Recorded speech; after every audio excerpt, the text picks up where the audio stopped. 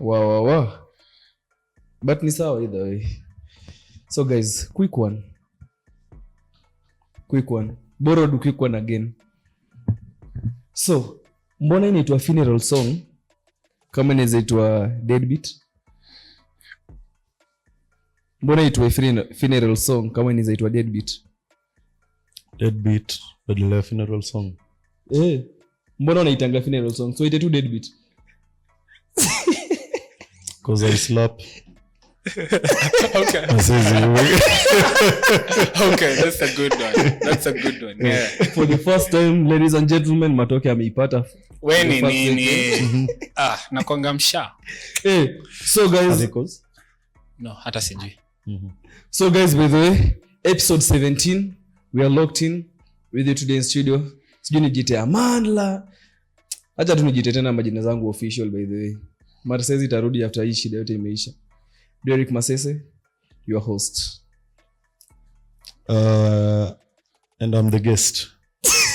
My name is Barnabas Owuor. I am the guest today. From where? Barnabas Owuor from Strathmore Leos.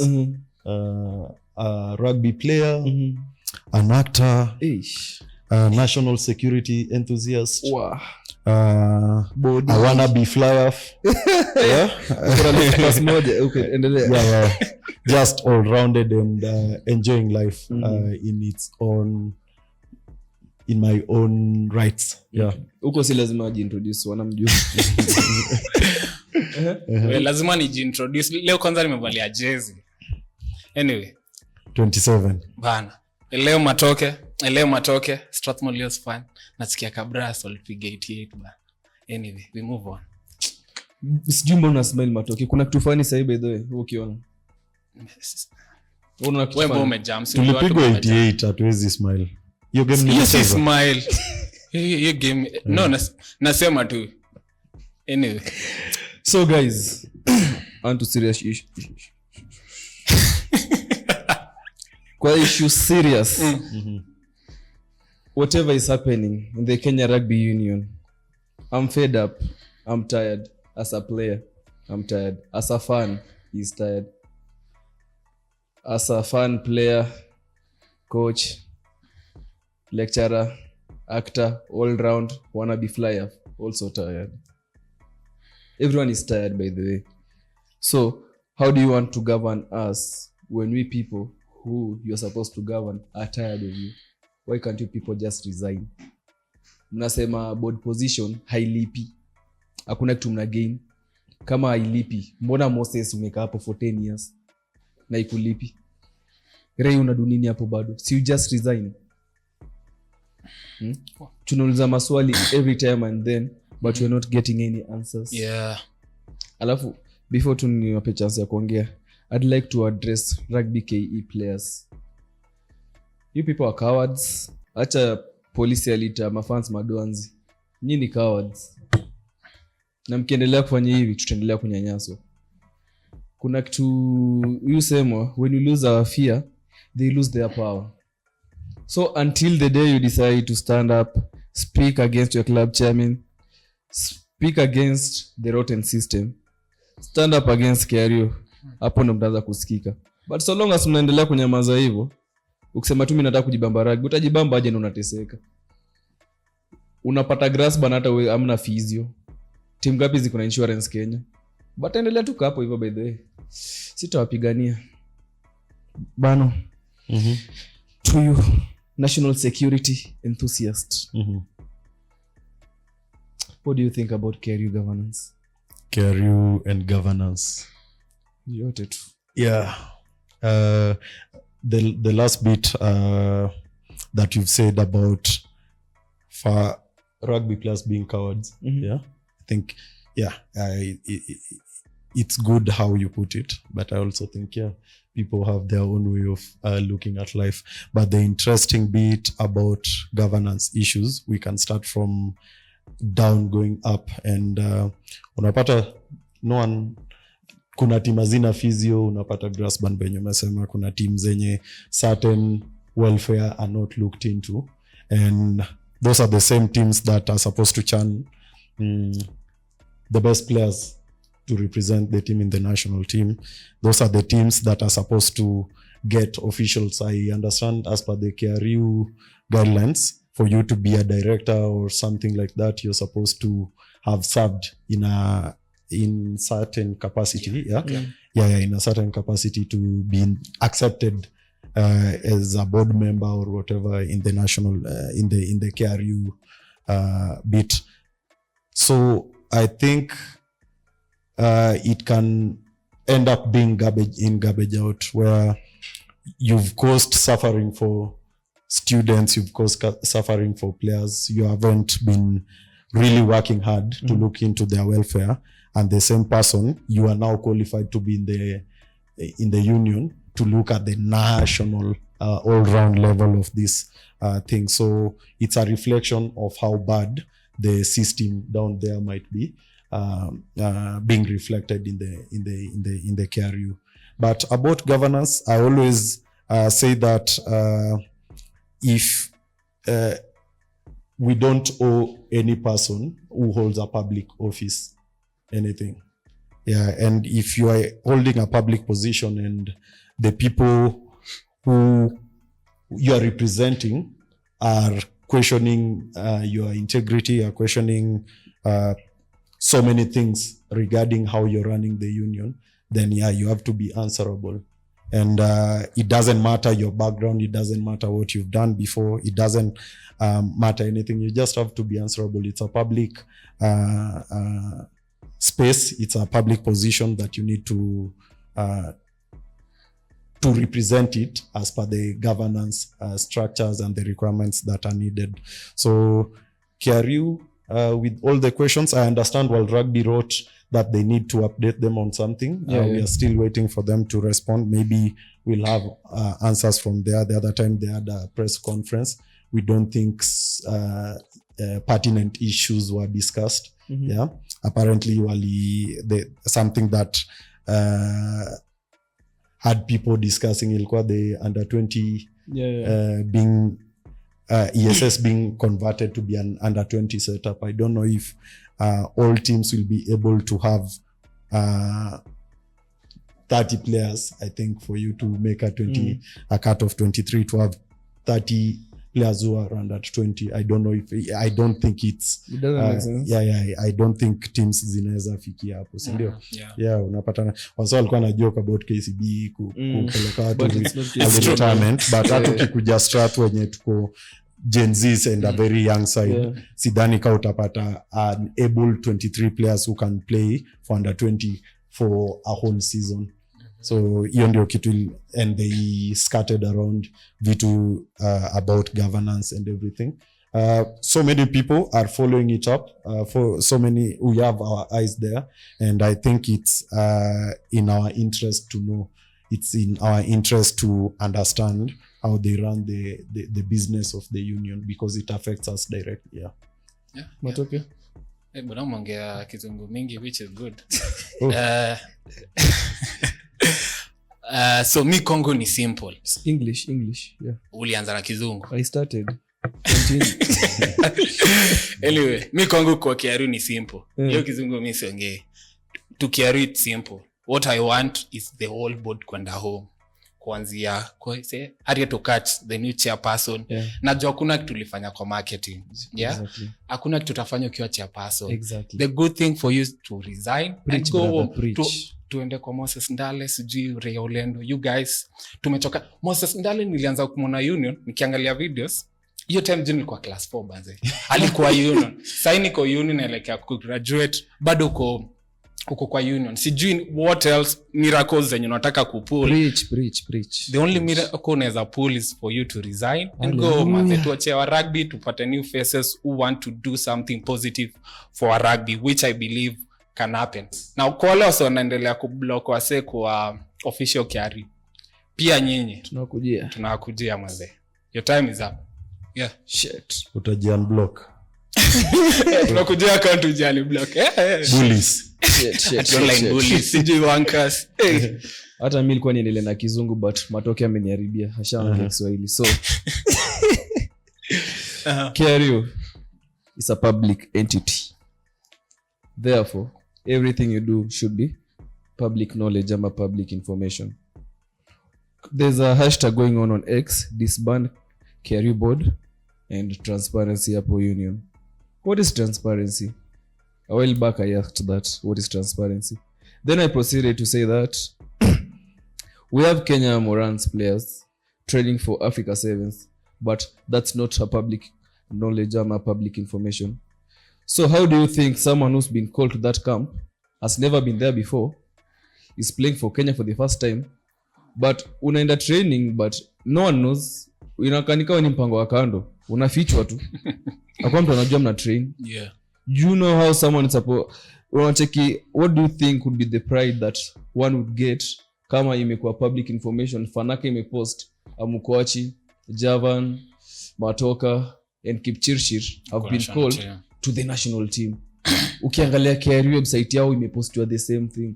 Ukiangalia another rugby body, the same thing has been posted. Wadhani itadu nini kwa maboy? It inspire even more. It inspire even more, ndio.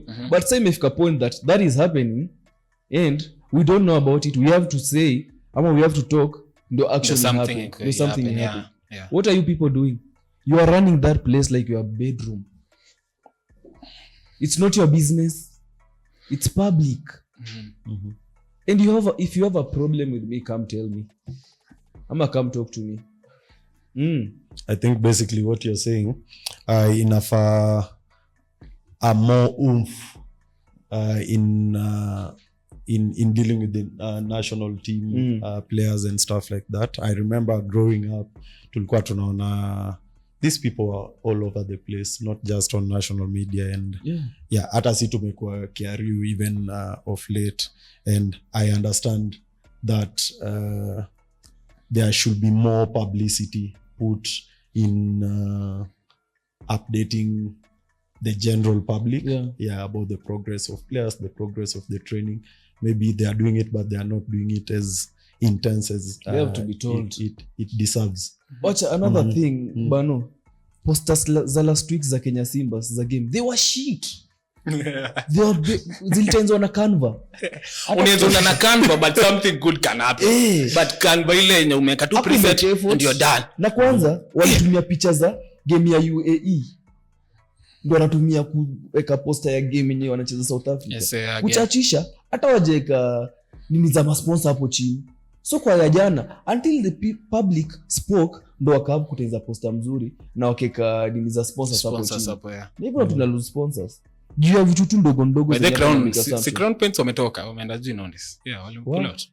Na bado watatoka wote if you continue like this. Another thing when I talk about transparency, Bano, wachiki, people need to trust you.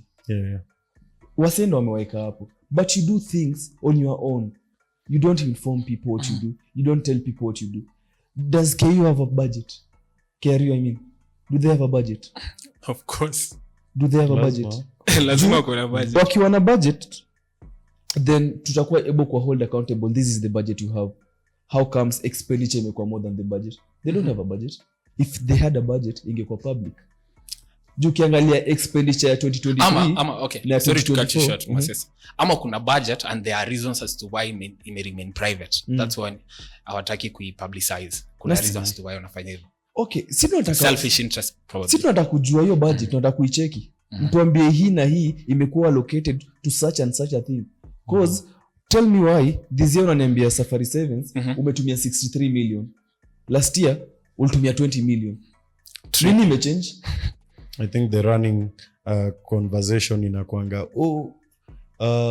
this time hatuko na sponsors, this time tumepata sponsors, national government ime release funds, so mnatumia domingi juu national government ime release funds. Yeah, so you have to raise the, I don't know if it's standards or you have to raise the budget consumer rate, because nakumbuka 2023 licheza union nakumbuka Saf Sevens budget hatukulipwa by the way hiyo kicheza. Uliona budget ya Saf Sevens wait, kwa budget inaonyesha mlilipwa kwa hiyo expenditure mliliangalia mimi haujalipwa hadi sasa hivi haujalipwa sawa, sivyo ndio nakwambia ama okay hivyo ndio imekuwa like it raised so many questions because unaona the likes of our legends, unasikia msee anasema bonus yake ya 2014 hajailipwa. Hata wewe unakuja unapata same thing, unaona watu wametoa pay bill, same people who you are looking up to, people you know they are your legends and people who bring pride to the nation. Hata wewe pia unafuata ukisema hata wewe unataka kuleta pride to the nation, and if it's not pride, if you're chasing your own dream, you want to represent this sport that you're playing to the highest level possible, but you have an iffy thoughts ikikuja kwa story what do you call it, how rewarding the sport is, is the sport, is it players that are given priority ama it's just the running? Because nikikwambia sijui budget increase this year, unapata kuna watu wajalipo ama kuna players, and I think hata clubs zinashinda Kenya Cup. Unajua tunauananga hapo hivyo 16 games ama for you to get to the finals. Lios tumeget semis mara twice, which is a good achievement for a 15 side setup.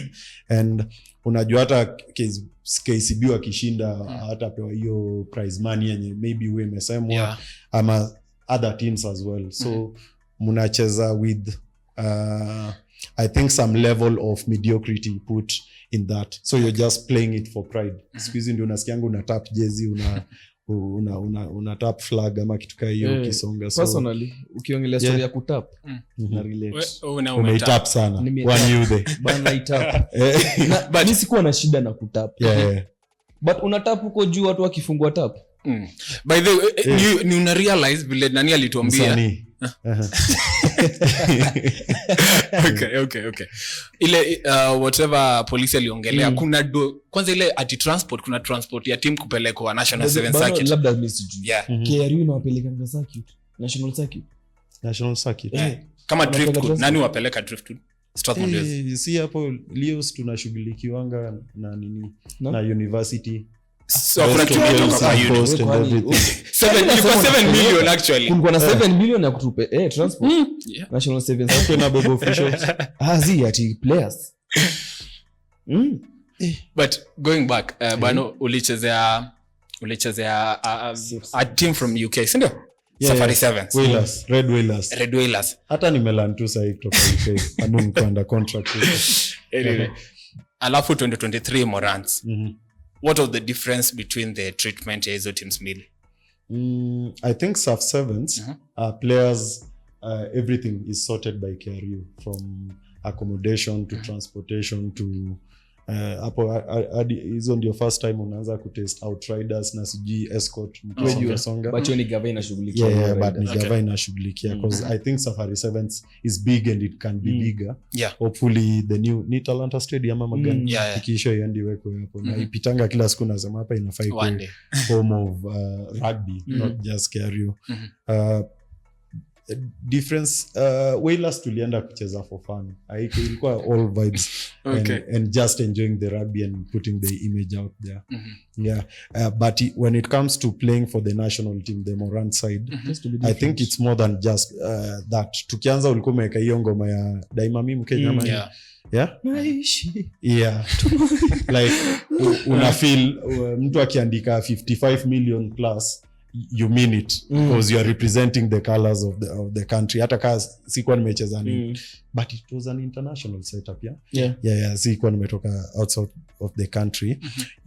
It means a lot, and even what people say out there means a lot. How people look at you means a lot. I know kuparticipate hapo kuna mse akipata najua mse ako so much exposed.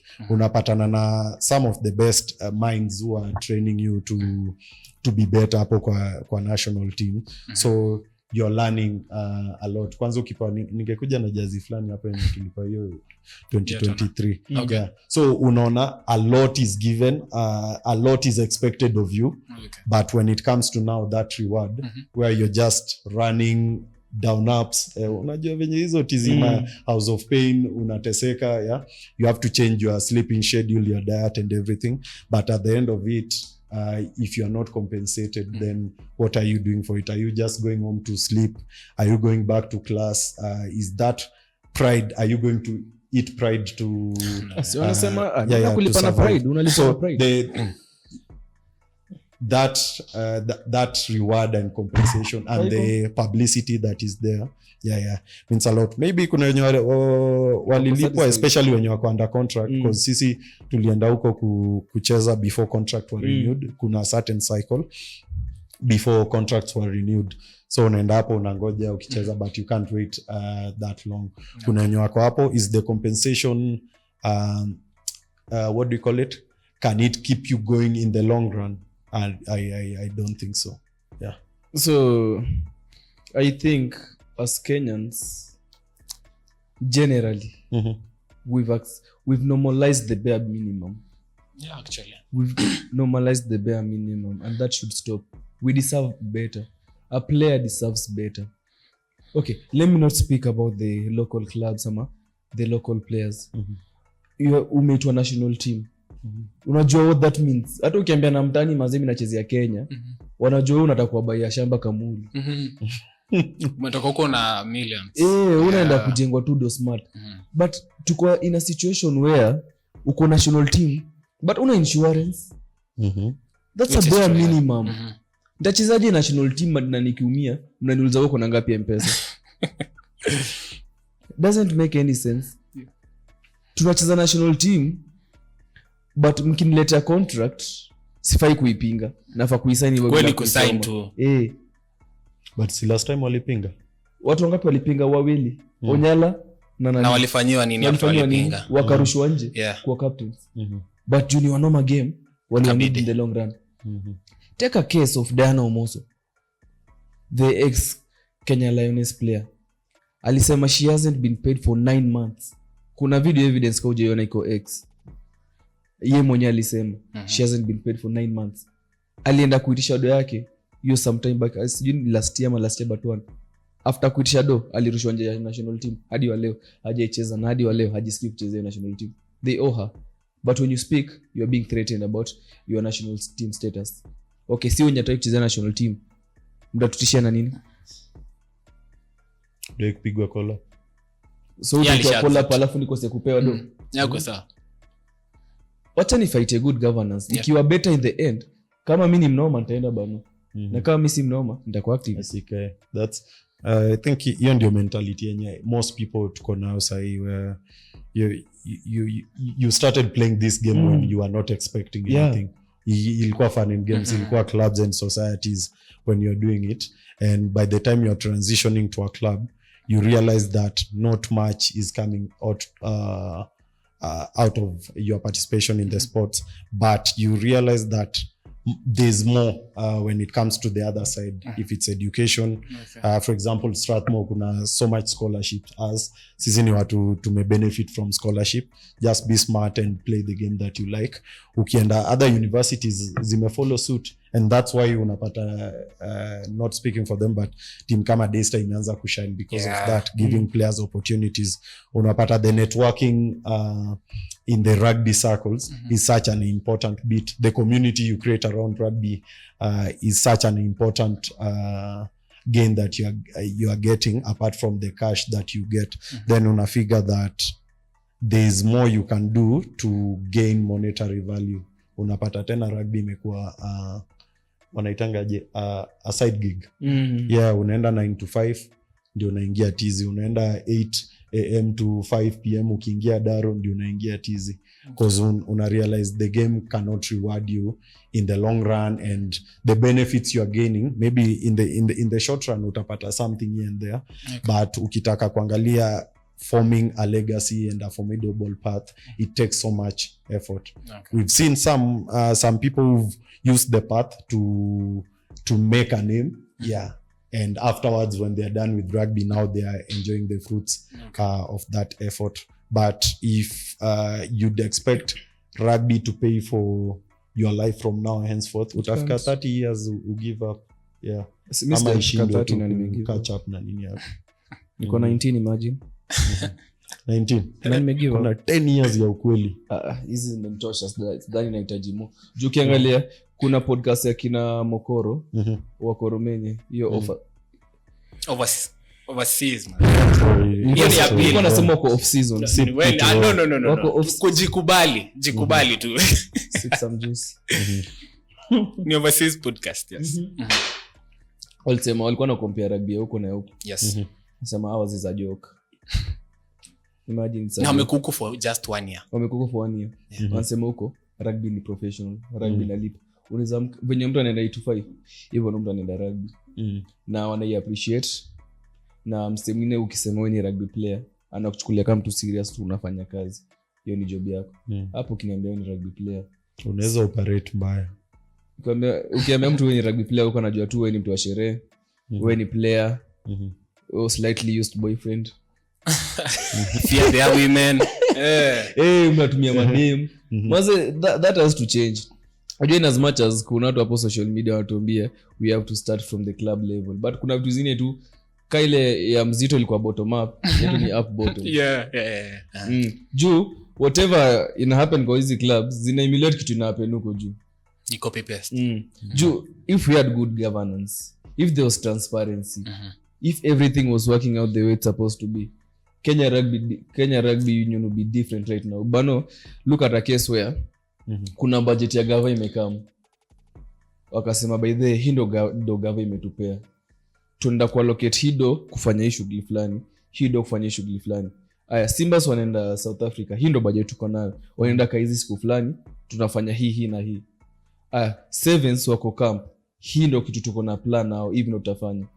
Wacheki, hiyo ni plan wametupatia. Huu ni director wa commercials. Hii ndio job yake, hii ndio tunafaa kuwa nafanya. Hii na hii. Uni chairperson. Mika chairperson nimeingia. Hii ndio tunataka kufanyia clubs. Nataka niwapatie balls ama niwapatie do fulani season ikianza. Wacheki, hiyo ni transparency. Aya, uni coach wa national team. Nimeenda national team wapi? South Africa. Ama tuko na camp. Tunasemaje? Hii season ama hii tukienda South Africa, hii ndio goal yetu. Ndio tukienda South Africa tunawakia structure zetu, ndio tukirudi tukue tumework on 1, 2 or 3 things. Ama tumename national team.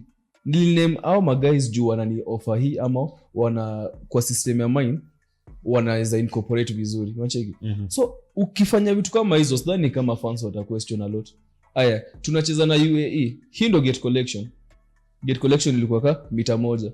So kwa hiyo mita 1 kuna msali tulete hapa light tunamjenga kapa 50. Kuna maplayer walicheza tunajenga do fulani. Kuna security tunajenga do fulani. Transparency bana. Unadhani hizo vitu zikihappen hivyo iko public knowledge? Unadhani kuna msata ataka ku associate na kitu kama hiyo mali kuna honesty hiyo design? Unadhani hata kama ni sponyo utakata? I think there are days yenye the rugby hiyo ni time hata before tuanze kucheza ulikuwa unakuja nakumbuka time tulikuwa tuna rank number 20 hapo. 20. Kwani unakumbuka matokeo? Na jezi vitu. Kwa high school tulikuwa tunakuja kuona nini Simbas wakicheza na Spain, 2015 hapo time unakuja unaona inspiration. Sasa hizo teams sidhani ka tuko level yao at the moment. And openness ume draw to such that's all that people are demanding, and tunaweza draw parallels with whatever is happening in the country where people are calling out the government for their ineptitude, for their corruptions, for killings of young people. And same way ukienda Kiariu, people are calling them out to just be open. Nakumbuka 2022 SAF 7 ya 2022 nilikuwa cancel. Ilikuwa cancel. Tulikuwa camp tumetrain, I think hiyo ndio first time tumepigwa call up. Sisi na Jabs and I don't know who else. Watu wengi tu mmejibamba hapo mbaya, mnajua hii SAF 7 ndio mnataka cooperate mjenge jina.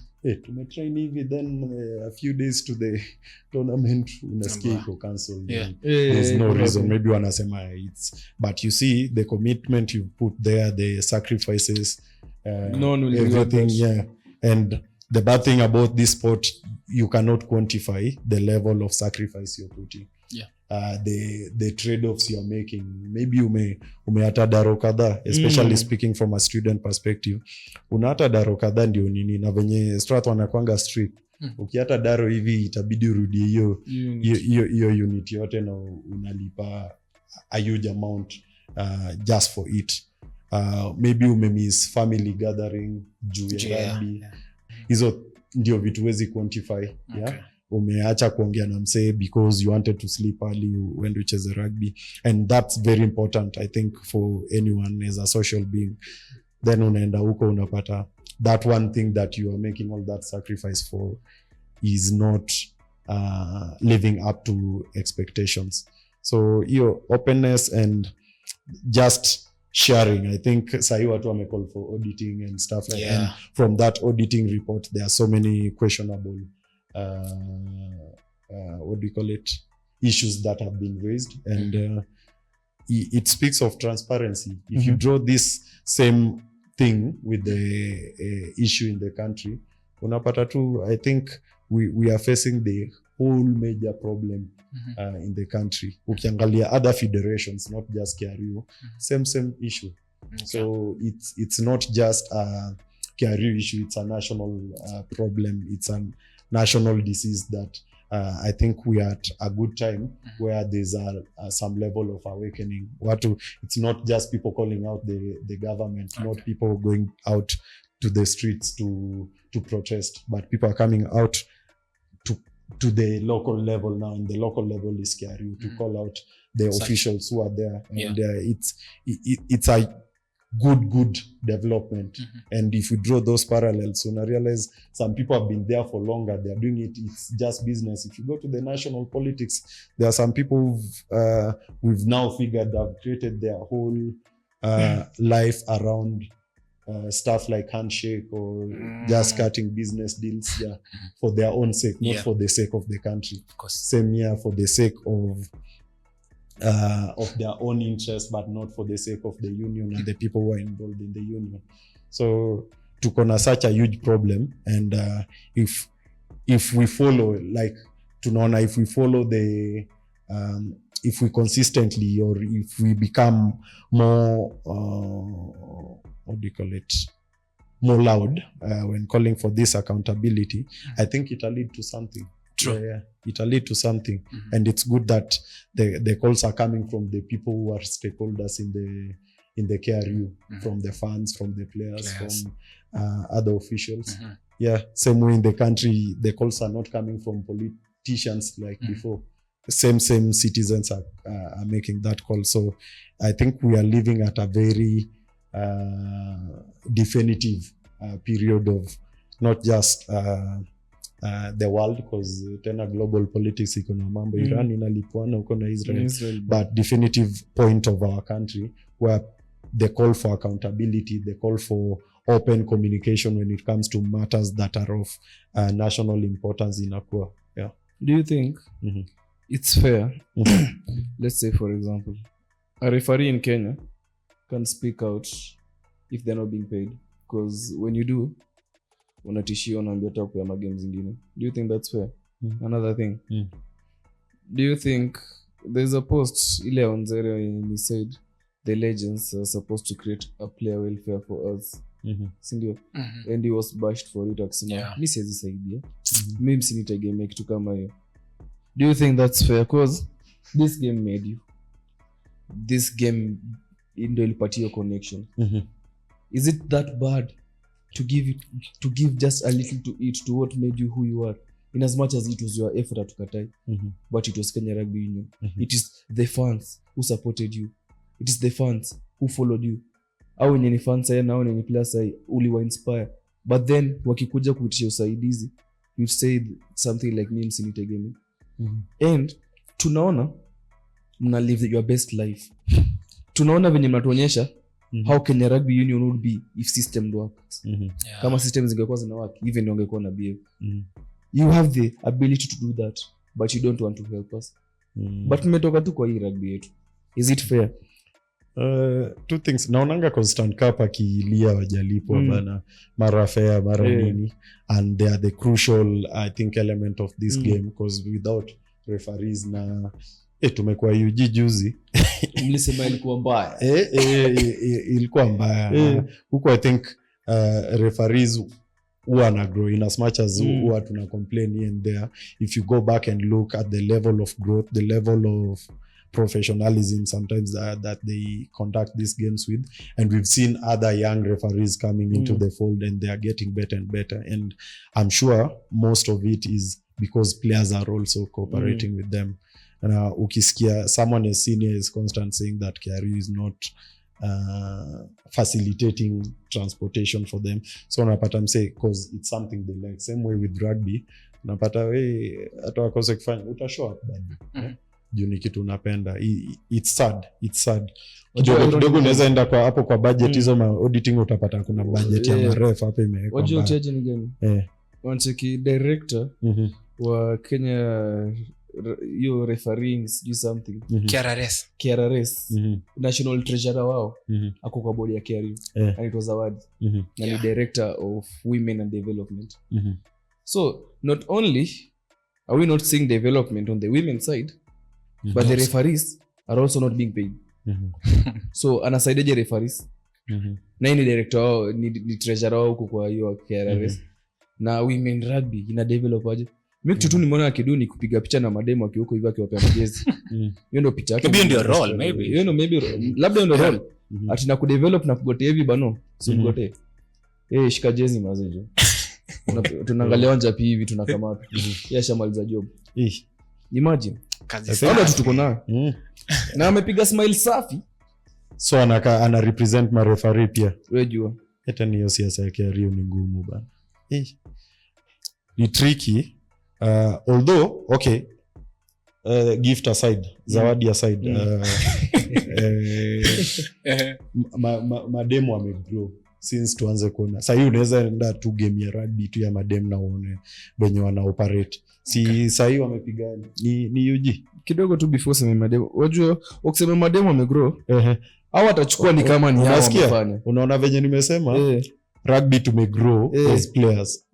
Hebu rudia tena usikie as players. Tumegrow as players. That's why una call for accountability because umeangalia the global venye umecompare what Mokoro says wakiwa Romania and other teams. Tumeona ukiangalia the tiers of funding South Africa iko nayo, not that tuko level yao but we are in the same continent so it's so easy. Sahi tumeenda benchmarking hizo friendlies and the intense wanaitanga high intensity camp huko South Africa. We have so much to learn from them. Tukiangalia development of the game, I don't know how this is where now easy annual report haifai kuwe tu pesa peke yake.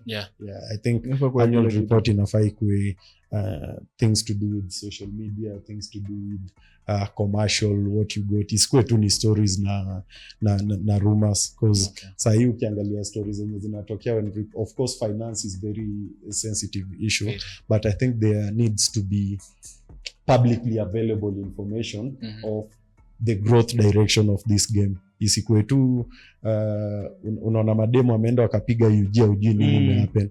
Inafaa ikuwe from different regions of the country, which the other day niliona what do you call it under 18 ama ni under 16 sometimes wa posted. We are still doing that development and saini Polodera ndiye in charge of under 18 ndio DOR director of rugby. Yes, very talented and smart. Ali to ref tukiwa not ref, ali to coach tukiwa under 19 and under 20. He knows what he's doing.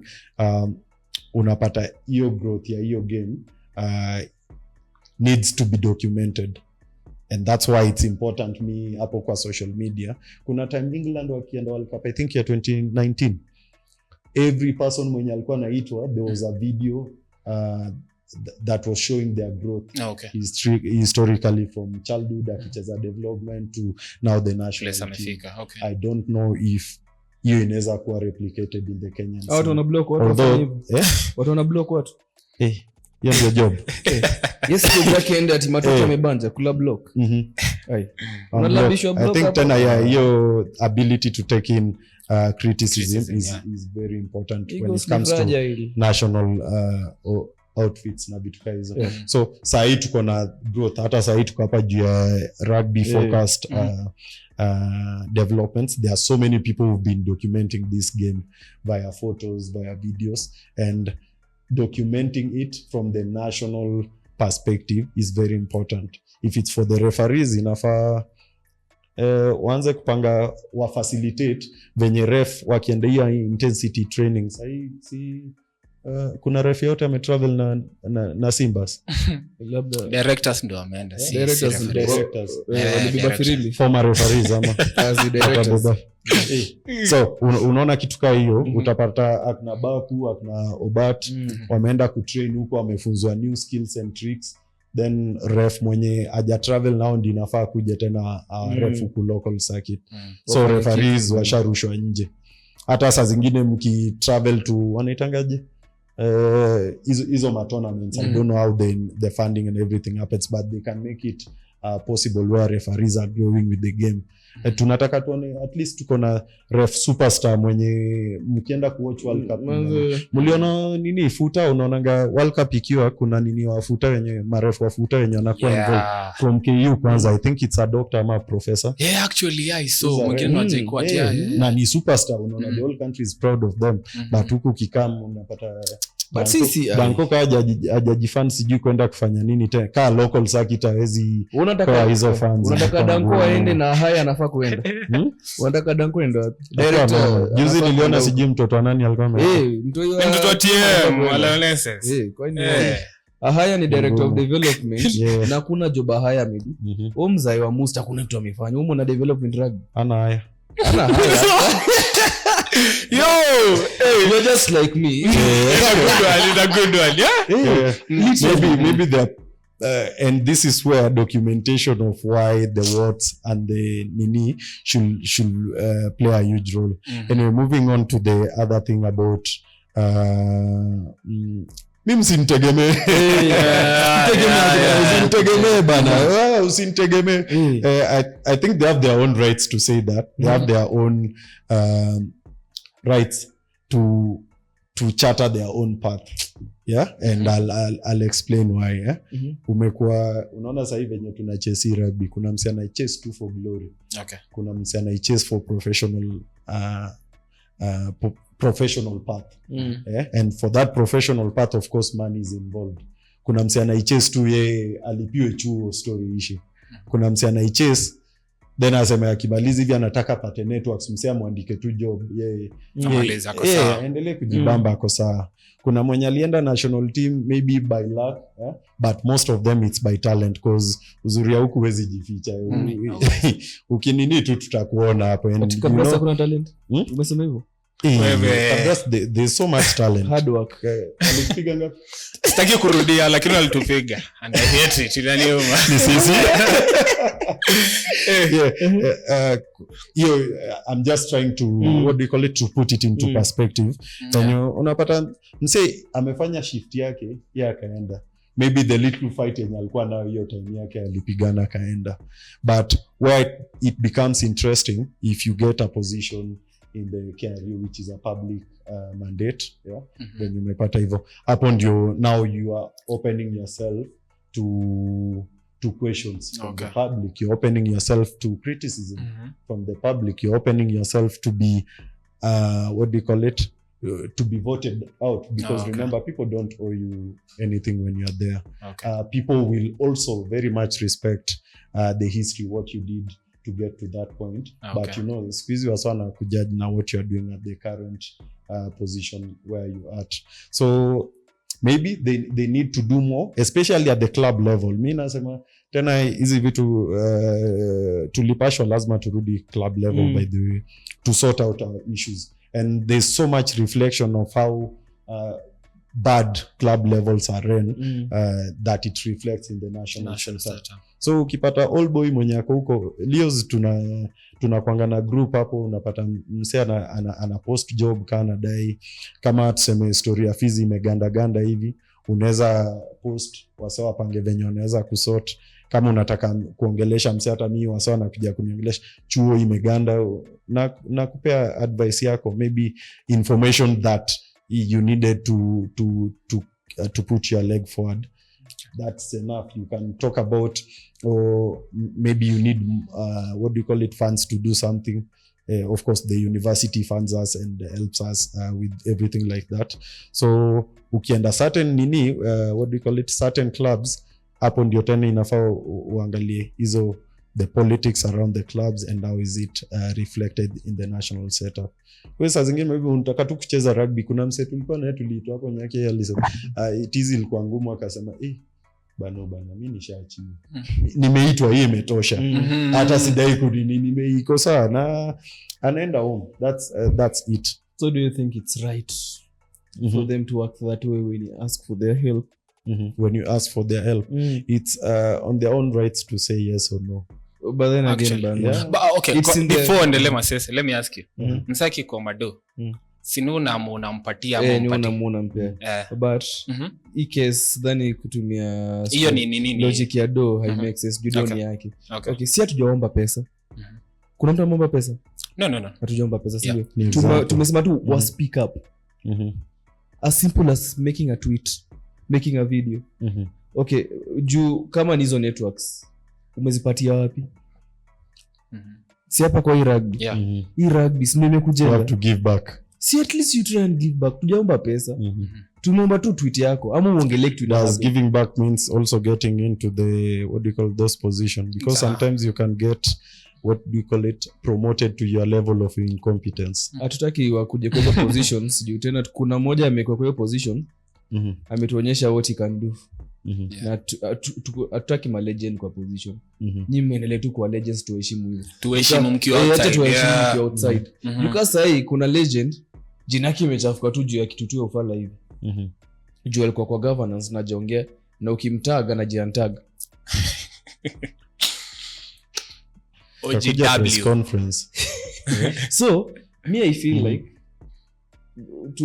like you can do something. You should not say mimi sinitegemea. So tuseme for example, acha nitumie example ya Odongo ametoka Goro Sare. Amekuja kuchezea Daystar. Fema amepatia wapi? Rugby. Angekuja Kenya Rugby angekuwa juu Odongo kuna speed. Na followers Odongo ni nani? Rugby fans. Na in case apata endorsement, numbers zake zimetoka wapi?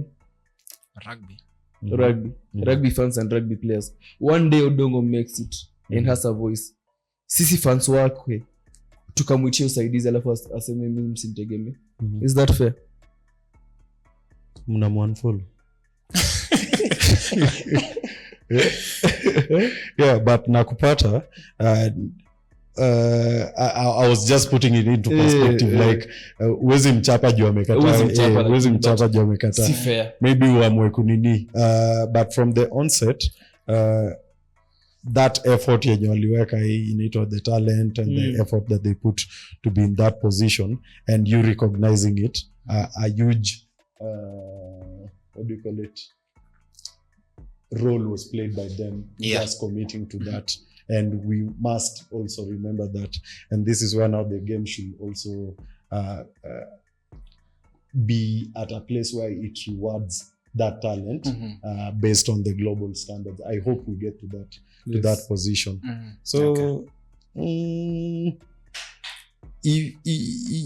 if possible, they need to be called out. They need to be called out if they are not doing the right thing, especially if you are in those public wanaitangaje, you are holding public positions.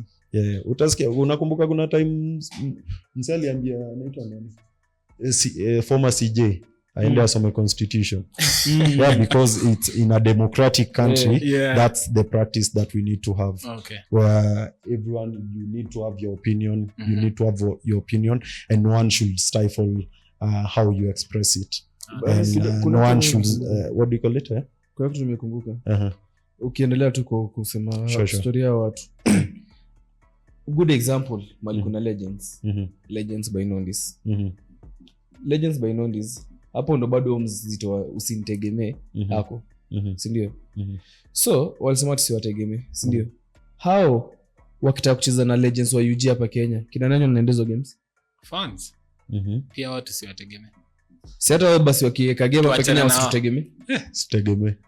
Wao si wako na do wajiwatch ama wa hire fans basi, kwamba wa hire fans basi. Juzi tuliambiwa tutengeneza association ama ongee sema tusiwategemee ama wakanyamaza basi wakinini game wakicall fans legends wenzao wa watch will that be fair? But it's possible for us to come up with an association. We Yeah, don't it's have possible. to, especially co-opting the unwilling parties. Inafanyanga hata hiyo ina derail the whole thing. So you just take the wanaitangaje the something of the willing. Okay. That's something. Yeah. Okay, like kutengeneza associations ngumu tusha decide tutatengeneza but me I'm saying like najaribu kusema hiyo part ya when they need our help ama when they need us to show up for their games we will show up but when we need them wanasema tulijijenga wenyewe hiyo ndio kitu nilikuwa tunataka kusema si hatuwezi jifanya ndio tutajifanyia by the way and it's coming up and it's coming up yeah pole tu hata hatuna haraka hata si tutakuwa tu legends siku moja na tutagive so tabia Gen Alpha msitutegemee pia mimi siwezi waambia yeah.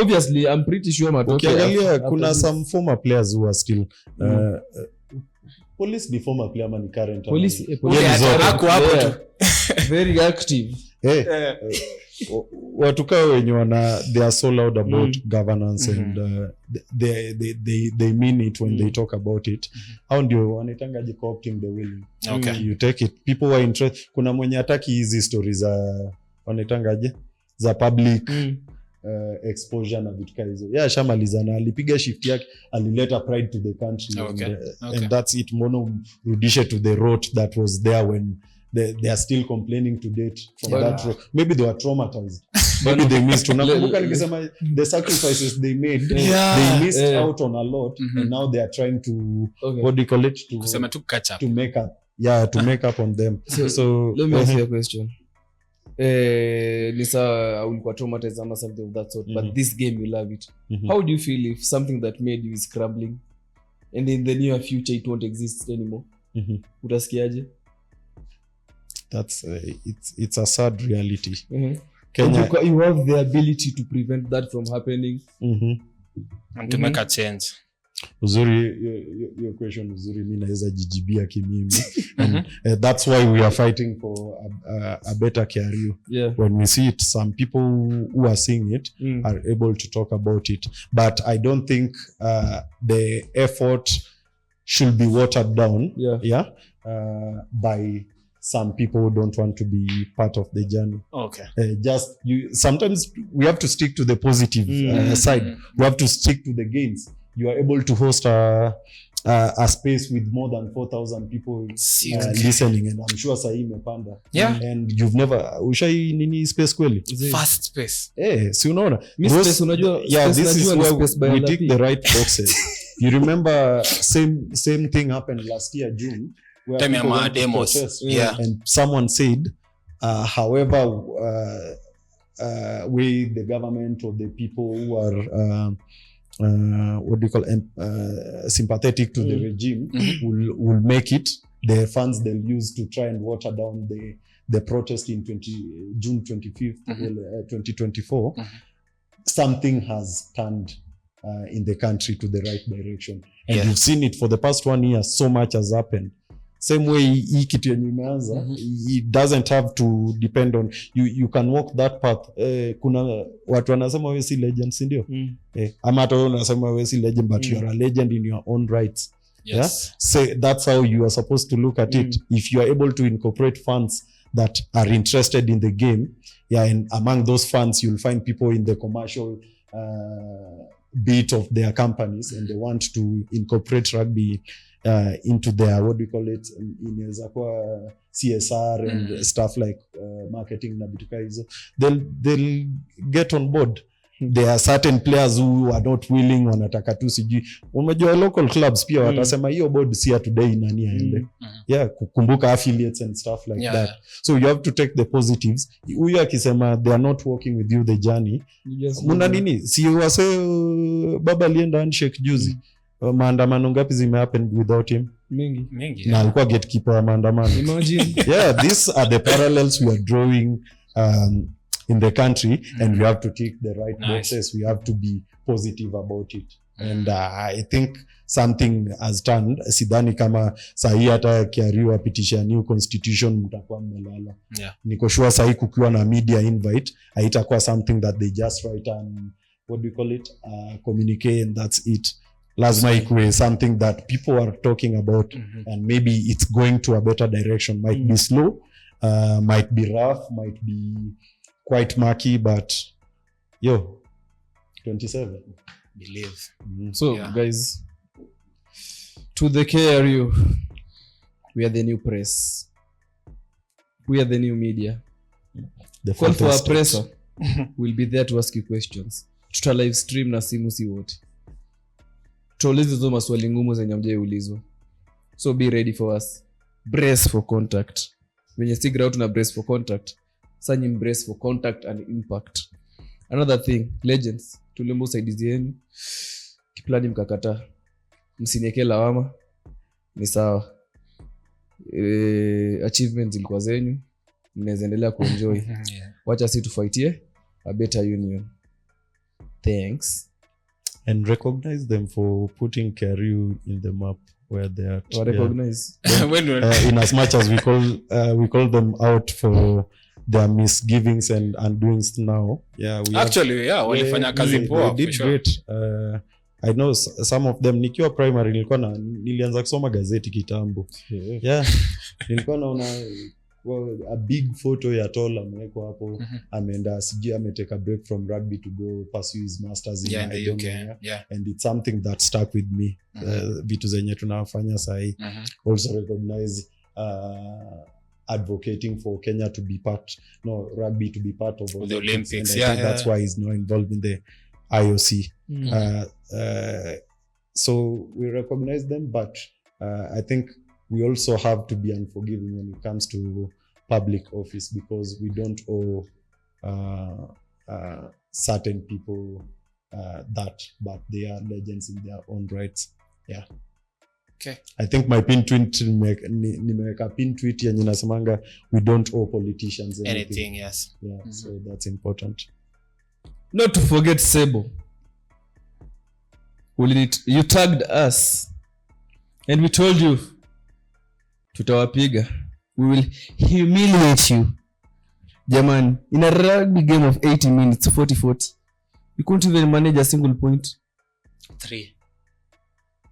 They couldn't manage a single point. You can't score 1 point in rugby. As in, anyway, continue. Ni metaphor, mzae. Unajua metaphor nini? Let me talk to Sebo. Sebo. Sanda bulungi. Mwili ni 49-0 lakini 49 bono. Hey guys, that is bad. Hata kasi tukombaye tunapitia even if we are going through problems of our own, KRU wrangles, and we still manage to beat 49. Imagine if we had a good government. Ingefika, translate ingefika 60. Kwa kizungu. Ana bulungi. The scores would have gotten to 60. I think we just decided to be good neighbors, and I think a 50 will be a bloodbath. So never engage us again. Our ladies were very considerate. Na bado matoki. Waambie tena Africa Cup. Tuko nao hapo bado. Mimi kwanza before hata nianze na hiyo. I think hata tulikuwa very easy on them. 2023 tuliwa club 89. Wanajua Kiswahili. 2023 we clapped you 89-3. And then next month in the Rugby Africa Cup 15s, we are starting with you at the host nation. You have said like junior box. Kiswahili tu. You have said. Yes, walisema. You said junior box wali to clap 75. So we are coming for you. First game of the Rugby Africa Cup 2025. It's a promise. A L for you guys. Yes. Sebo. Mesawa ni neighbors mnawatishia tu hivi. Watatupiga. Hao wenyewe wamekuwa huko na Museveni hata wezi ongea. Wanadibaya vitu tunadu huku Kenya. They wish they were us. But all in all, Barnabas Owuor. Kwa nini wakina Owuor? Esi mras. Wajua Prophet Owuor? Prophet Owuor. ile church ya Oh yeah sinajua. Sijui naionanga tu. hiyo ni akina Amenya. Hiyo denomination inaitwa aje hata? Owuor. Hiyo Inaitwa Owuor. Owuor ni Ministries. watu wa Owuor Ministries. Wao ndio wanaoshanga but barabara. kuna jina fulani. Kuna jina something ministries. Repentance. Holy Sin. Holy Chris. Holy Sin. Holiness and Repentance Ministries. Kuna ngoma fulani napenda kuimba. Sijui nini ana Ni kama ulikuwa mshirika hapo ukadoka. Unatugeuza. You know do what eh. Wanaimbanga. Usikia wase bana hata jua iko imewaka hivi kutoa hapa juu ya chuakis. Mtu amepandisia suti yake amepiga dite hapa. Mokoro amepiga waje unapiga kamisi, upige ile kitu, upige ngome imefika kwa mguu tena upige na bado kwa chuakis umefunga kilemba.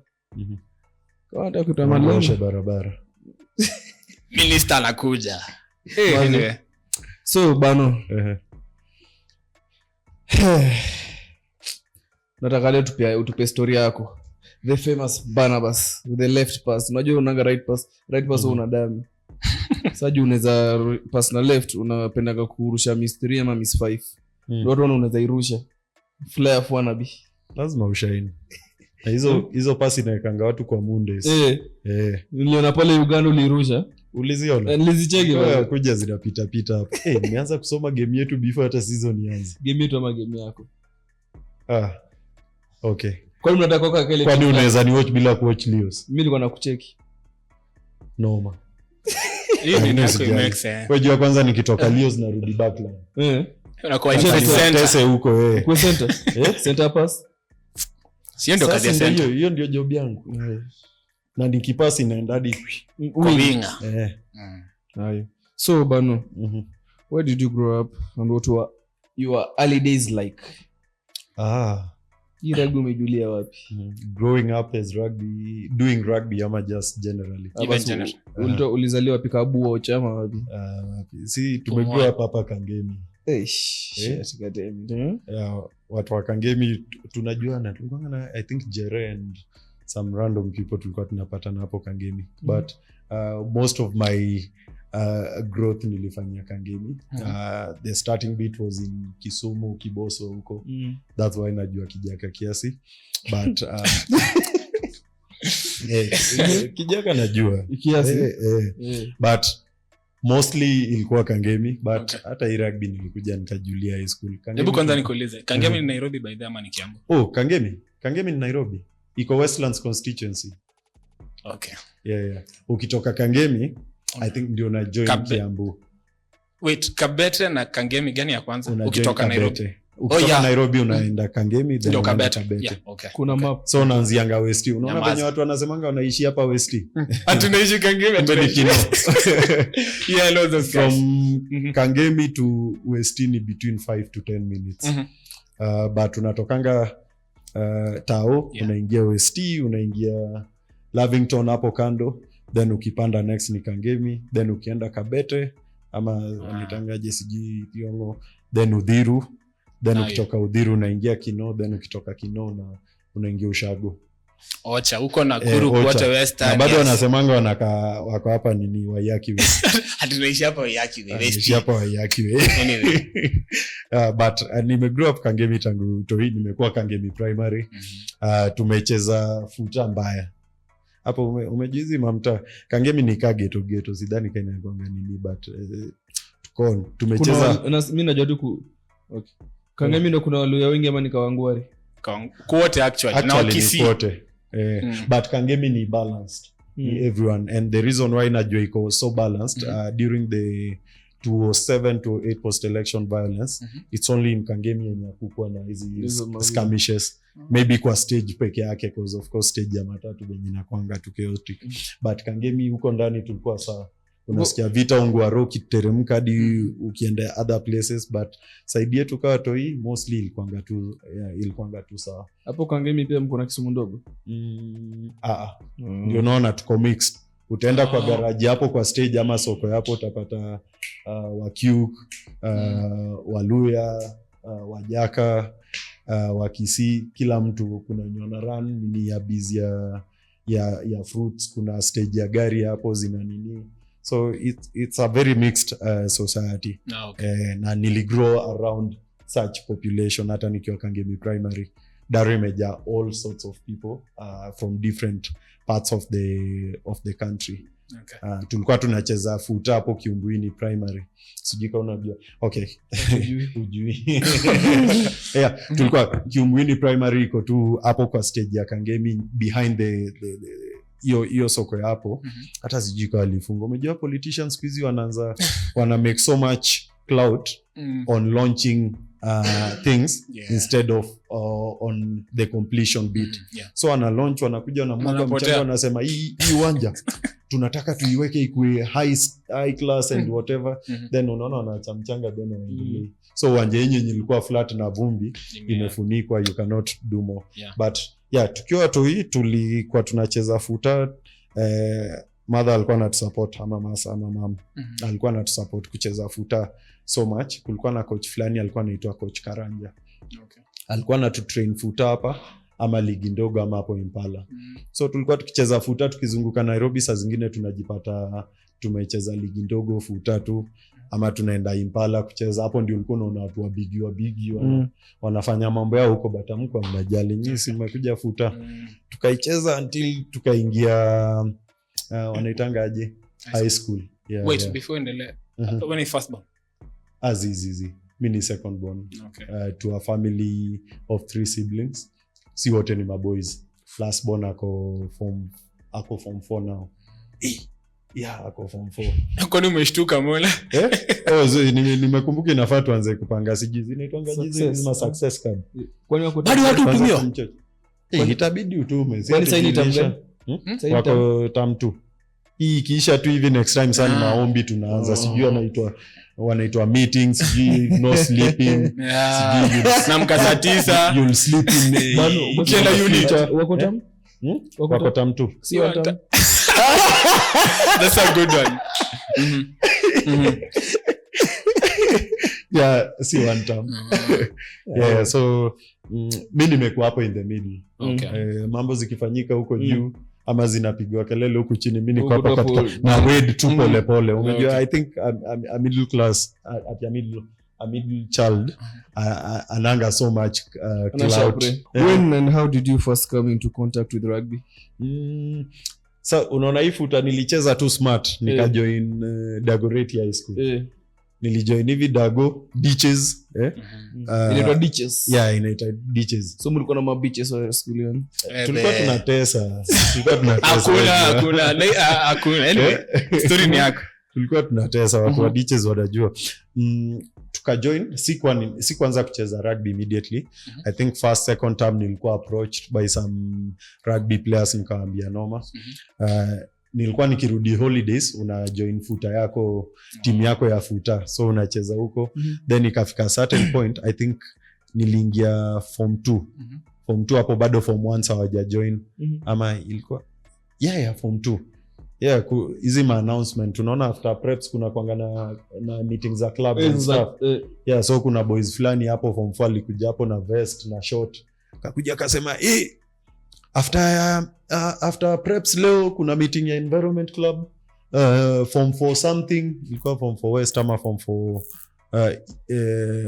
blue ama kitu kama hiyo. Yeah, tuko na meeting afterwards, watu kama unataka kujoin environment club kuja.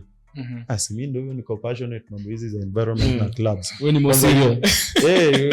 Niko hapo kidogo nikuwe more serious, lakini form ilikuwa funky.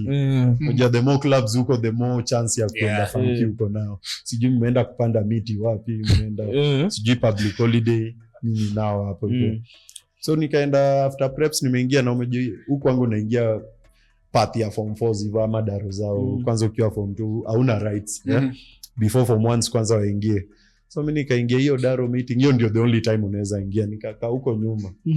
Kumbe wase niliingia late meeting, wamediscuss mambo environment, wakaona by the history environment imeisha na watu wengi tuko hapa ni watu wa rugby. Si to discuss game ya weekend. Okay. Wakaanza kudiscuss mambo ya weekend. Kama je hauna haki yako hapo uwezi toka hivyo. Umekaa tu Acha ningoje meeting iishe. Na walk out time meeting. Wanaweza kupiga. Nikakaa wakaenda kuongea hata sielewi. Uko ndo sana ule Monty. Alikuwa anataka Una ule. Wasa nasema nimekuwa na guns tangu kitambo. Sasa sijui. But nilikuwa tu hapo hivyo base unasikia base. So nilikuwa na base. Nimekaa huko nje wamediscuss vitu ikaenda nikasema no nikadoze. Unajua ni preps imeisha ni karibu sijui 9-10 huko. Mimi nikadoze. Kwa meeting kumbe captain alikuwa anaitwa Manyasi. Manyasi moja ni yenyewe. Manyasi wa blood. Ako hapo hivyo anaongea akasema hata naona kuna wako interested kujoin rugby wako hapa. Kama huyo boys amekaa hapo nyuma na base. Mimi naamka hivi napata watu wana clap bana. Welcome. Yes, ameniko-opt into rugby. Nimekuwa nikikataa all through. Wewe ni wafuta. Defender. Akasema wewe ni mpoa kwanza actually ni mimi tu nilikuwa nimeenda hiyo meeting ka form 2 wanaitangaje wa environment. So nikakuwa kwanza representative wa form 2s ni environment club. Kwanza wakafurahi kusikia ama big boys ndio tunawataka kwa rugby nini. Meeting ikaisha nikaenda. Hiyo mambo ya nini si nimesahau. Environment. Mambo ya environment nimesahau. Then kuna random time tumetoka preps. Sasa mlikuanga mnatoka preps a bit late sijui mko focus hata tulikuwa tuna chase nini by the way. Tunataka frustration sasa tunataka sijui one term tunataka carry disbanded. But tunateremka tukienda preps kuna boys fulani akatuita kutoka huko wewe nyi wawili kujeni. Kumbuka baada mna rights. Akasema hivyo na akafunga window akarudi. So mimi na best yangu anaitwa Yonga. Tukaangalia hivi tukaona umse atuoni aoni tukikuja. Na mnajuanga mkitu hivyo tu mse anataka kuwasumbua sijui muoshe nini fanyie nini amewachota. Anasema kuchotwa. Nikuscoop. Sasa tukasema hivi kaja atokea kwa kulikuanga na mlango mbili unaona dom kuna spiral ya fire escape na kuna main ones. So tukaenda kuchungulia kama ametokea huko tukasema nikate okay so tuwepe tuingie main ones. Ile tunachungulia kafungua tena window. Akatuona hapo chini mnataka kuwepa. Katuita huko juu. Kupanda hivyo stairs hivi kupanda hivi mzee wa kwanza kufika ni Yonga. Kapigwa bari. Alipigwa bari. Nyinyi ndio mnataka kuwepa sijui akachukuliwa hapo. Sema mnaingia mkiimba tukiimba hivi. Kuingia hivi wakaniona hivi. Sema huyu ni yule boys wa rugby sijui environment club. Weenda. Yonga wakabaki na Yonga. Nakumbuka tu rugby likusaidia. Yonga alikuja ili nisaidia. Nakumbuka tu Yonga alikujanga tu kwa QB yetu baadaye. Amejam bana hakulala hiyo usiku alikuwa amejam sana. Tunasikia tu kwa giza amenini bana hata mshinda Yonga alifanya nini? Kwa jam. So after hapo ndio nikarealize by the rugby tena nikali make good allies. Siniende tu ni join. So the first thing ili happen kulikuwa na interclasses. Okay. Easy yellow, blue, I think purple na another class. Na west nilikuwa yellow. Tukaenda interclasses. Sasa umejua kutoka form 1 to form 4 mmekuwa one team. Unajipata kwa timu kwa hadi na discipline captain hapo achekangi na watu but this time unaona anaweza interact na mimi. Mimi nikaingia kama winger. Nilikuwa na wheels. Nikaingia hapo interclasses napewa tu ball nikamwambia wewe unakimbia tu kiplace. Niliingia hivyo nika place ya kwanza ya pili. Na hivyo ndio rugby nilijoin. So umejua huwezi hapa ukishaingianga watakutafuta. So hivyo ndio alafu futa ya huko ilikuwa haikuwa na sana. Then nilikuwa na my friends pia wenye wanacheza rugby na Elvin Okoth kulikuwa na lakini huyo Elvo pia alikuwa anatusumbua hapo mbaya. Elvin kulikuwa na Chalo, Yonga mwenyewe pia akajoin. So tulikuwa na circle Odimbe OTG.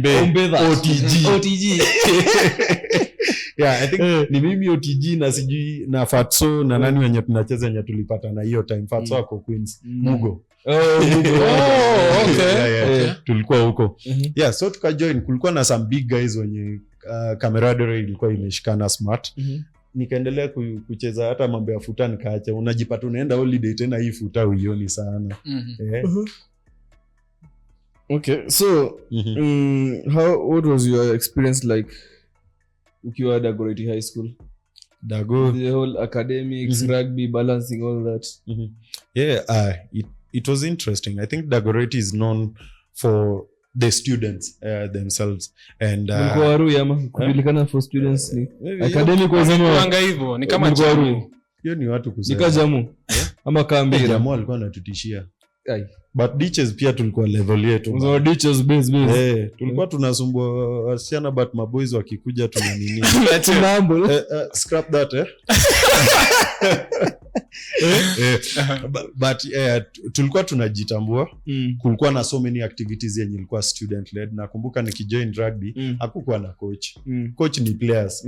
There's a certain time we had to take Okode, that's Elvin, to for a referee ama ilikuanga siji coaching training. Yakikuja akuje kutuchocha. Tumejua ndio alikuwa msmart wa rugby. Hakuna watu wa kulabu hapo. Bro yake Douglas Ayala alikuwa anacheza wanaitangaje kulabu na best wake wote. Sasa hiyo time kulabu yote ilikuwa inaishi Jamu, so ulikuwa na players wenye wanajua rugby na vitu zenye wanasema ndio mnafanya.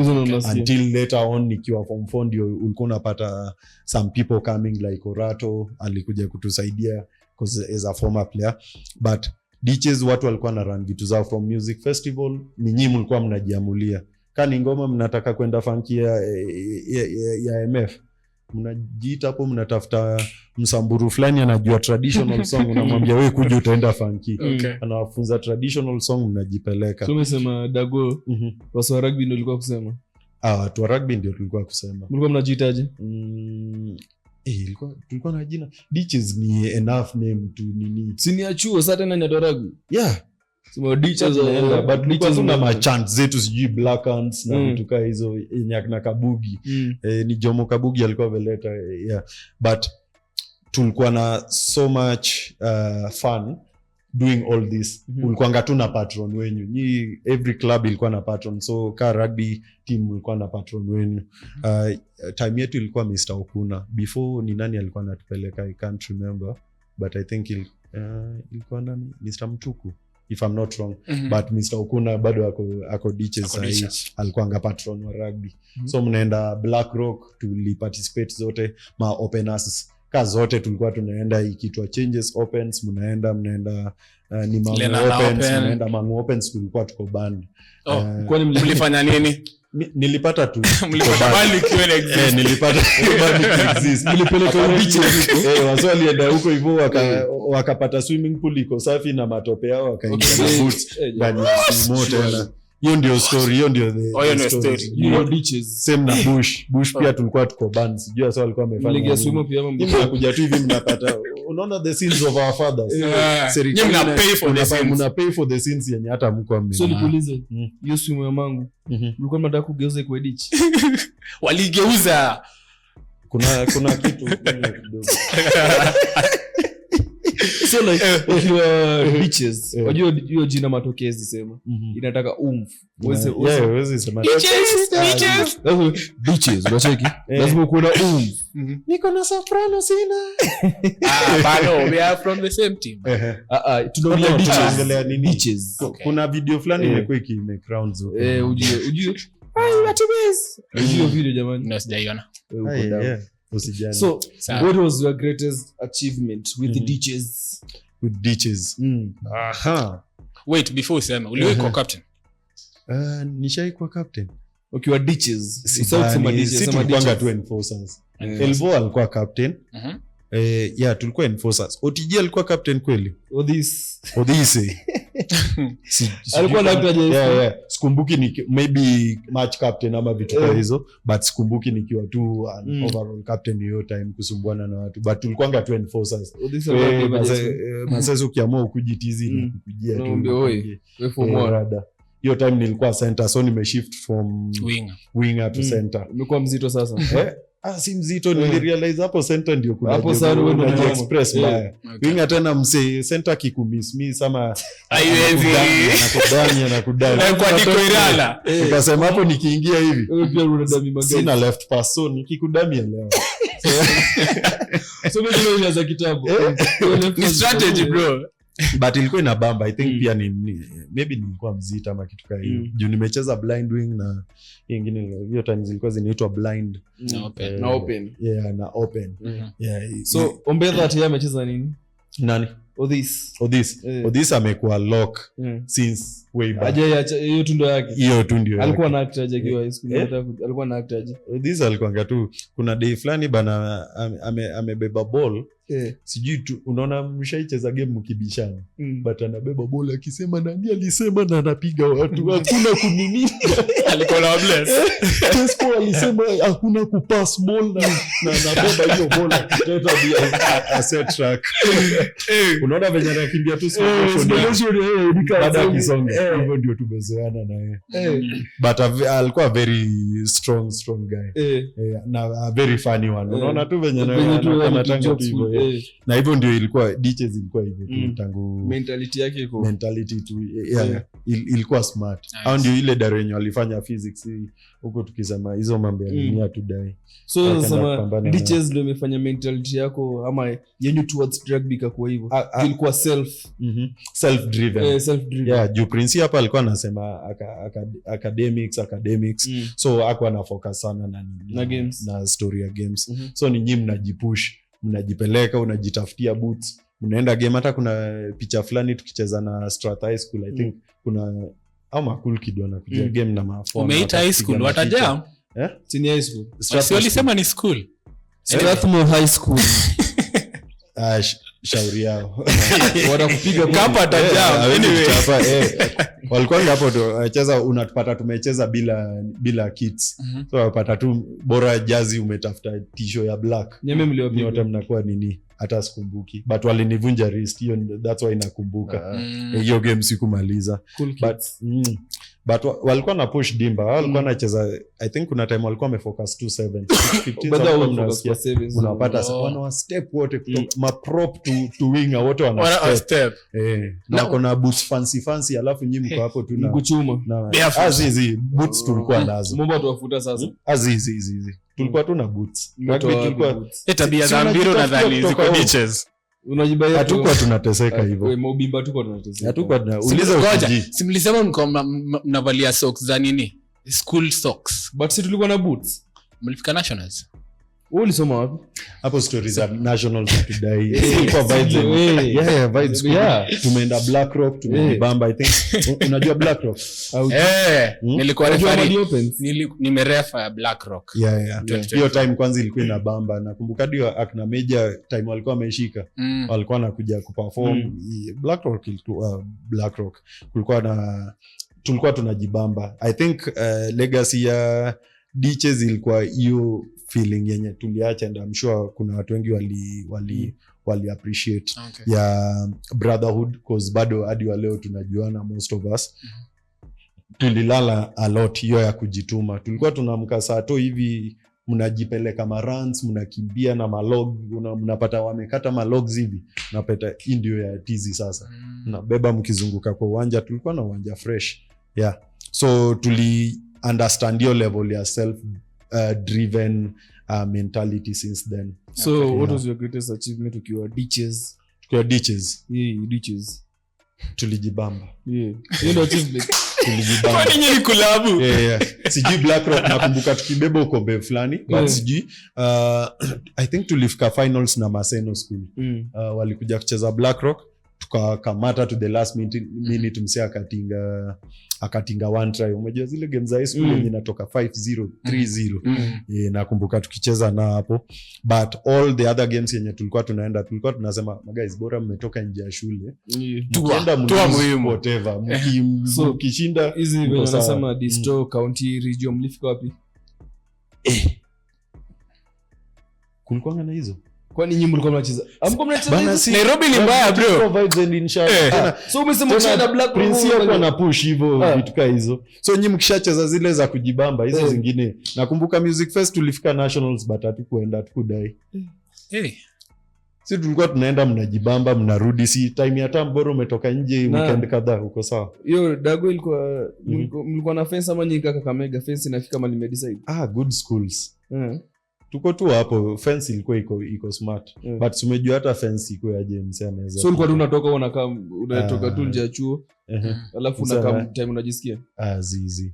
Ulikuwa mzuri. Ni boda. Mimi nilikuwa good boy. And I think ilifika time tukakuwa prefect. Si mtiaji maybe nilikuwa mtiaji. Unajua ni watu wanaamua. So but tukakuwa prefect hiyo time, saa nyingi ndio mna run shule.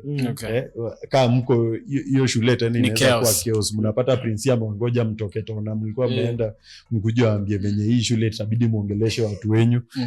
Nyinyi mnaenda mnaongelesha watu wenyu wanawasikia, mnajipanga.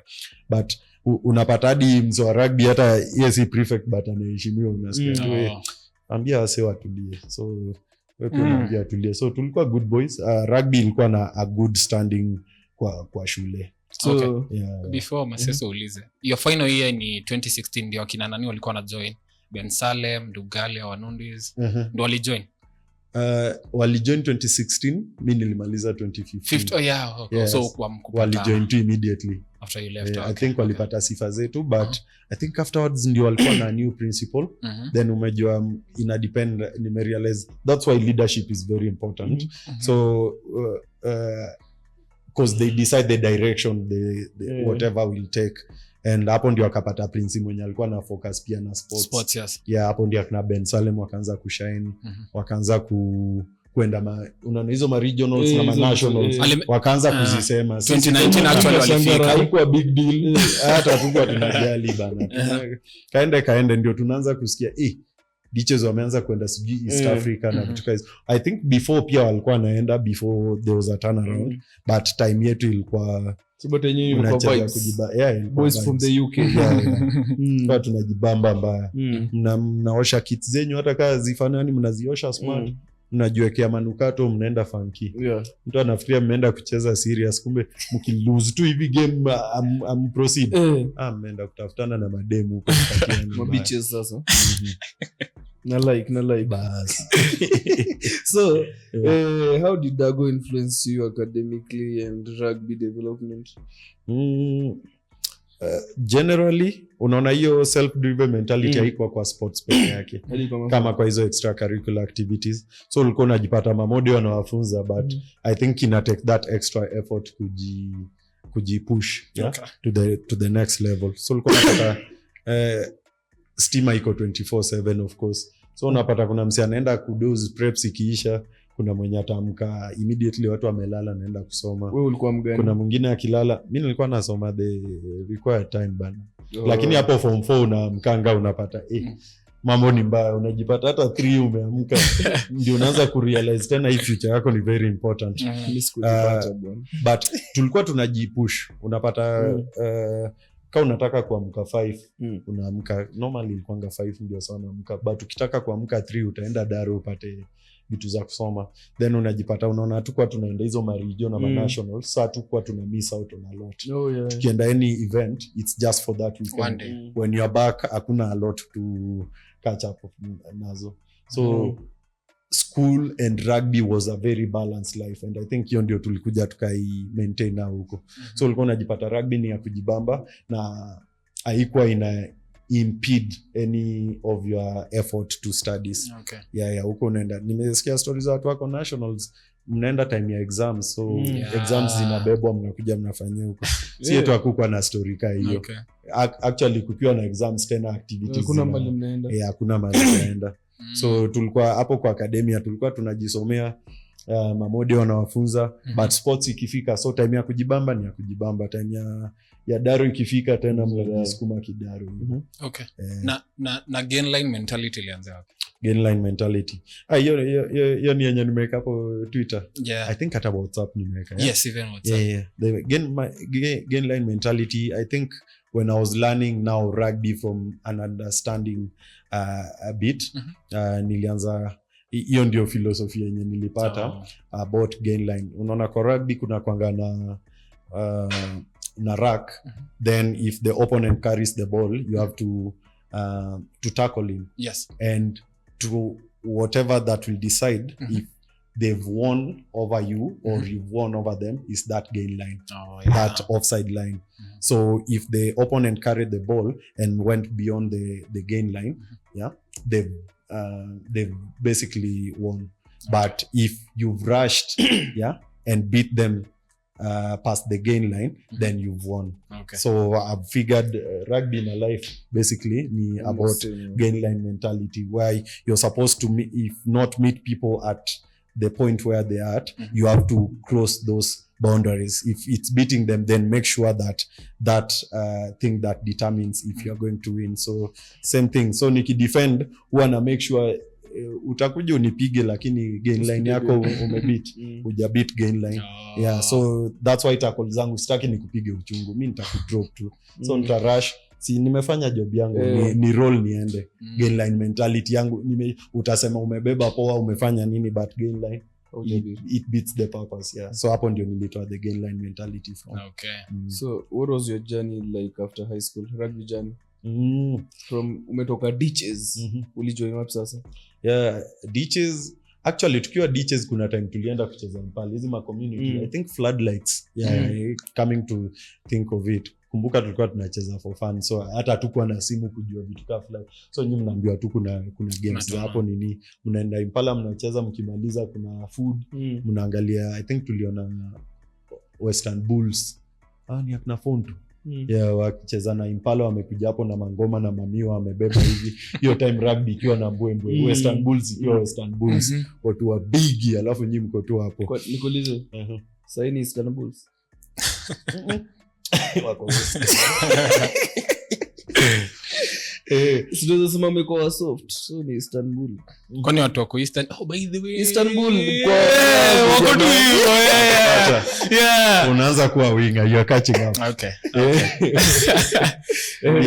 But kuna time tulikuwa tunaenda Impala kucheza hizo ma community games, mnaona. But now there's this Elvin, alikuwa na Odimbe, na OTG, alikuwa anga side za huko jamu. So alikuwa anga anajua hii rugby venye iko. Si tukishacheza mkienda holidays mmeenda uko tu kangemi tu. Niko tu kangemi, maybe niende nicheze futa ama nizunguke tu ma story zangu. But hapo ndio ukaanza kusikia akiongelea sijui akina Kolo, akina Lavin, akina Ombachi, si watu wanaishi jamu, na ni bro na ni mabeshte ya bro yake ni Dagi. So unasikia unaongea ma stories zao, unaanza kujua kumbe hao zito wote unaonanga kwa gazeti, unawangam unaona kwa gazeti, kumbe wanakuanga huko. Sijui alikuja akasema nini, akasema lazima wa join kulabuni nini. Nikasema by the way kumbe hii rugby afterwards. So after high school hatukuwa na so much in mind, but tulikuwa tunajua maybe tutaenda kujibamba baadaye. So sisi wote apart from OTG alikuwa bado Impala, kwa sababu alikuwa karibu, alikuwa shanza karibu, but sisi tulichochwa na uko then kutoka Kangemi tutaoni easier. So nikitoka tu hivi nishukia hapo university hiyo ni tembe through wanaitangaje Uhuru Park, nishaingia Railways. So na hivyo ndio tulijoin cause tulichochwa.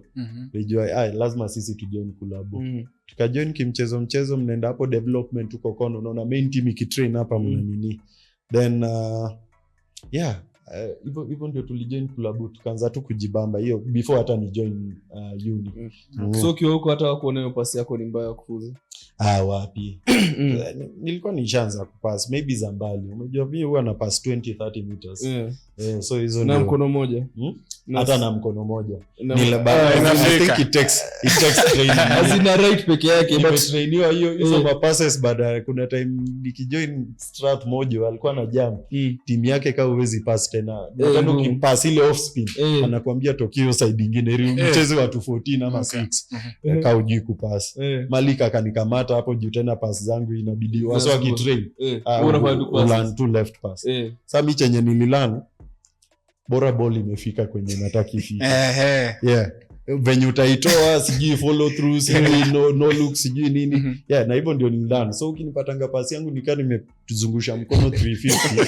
Wewe jua kama nimesema inafika hapo. Inafika na utafika. So nilirealize right yangu ni so easy, hiyo naweza nini right ndio unapasini kutoka field hadi ile side nyingine. Hiyo naweza pass. But left yangu narushanga kama mkuki ama unadami kwanga mawe. Ama unadami na nini but inafika. Ama unadami. Siwezi dami mimi na kwanga position ya kupass. Ukiangalia I think gameplay yangu na kwanga ina place yenye naweza distribute. That's why unapenda ku offload. Nikitoka Lios na dai ni join hapo backline. Nimerealize backline ina kuna potential. Ina need si potential ina need. Ni your services. Yes. Kitu backline ina need Kenya ni wewe. Ni mimi. Nataka niingie hapo kwanza utaniona nikistep. But guys, Ep17 nataka mnifollow. Watch Barnabas. That is kama masese hata boycott. Nataka mkam. Mtanipata. Come watch Bano. Mtanipata. So nani anafaa kwa Madigu nini? Renewed ni wewe? Madigu renewed. Reincarnate. Ndio hiyo sasa. Sasa wewe. Machacha.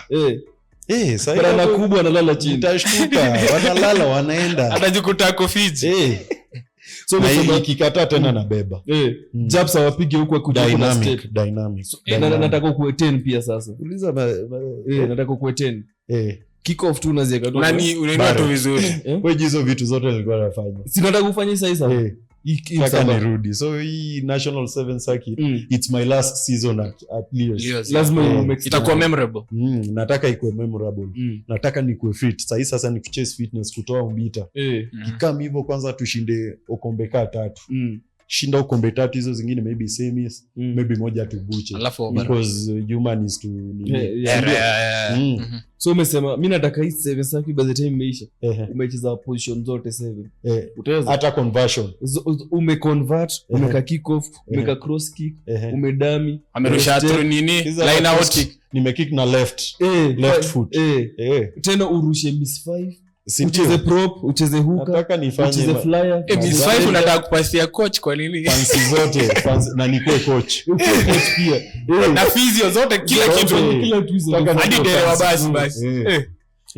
Nataka nijibambe and I think hata teammates wanajua. So umejua hata hizo huwezi fanya kaa uko unfit. So sasa ni kuchase. Na sasa ni shaka hapa tena inabidi nijibaka hapa. Shida nimeji. Masema kwanza nimeona nasikiza sana nataka tipa tati kombe 3. Siwezi miss.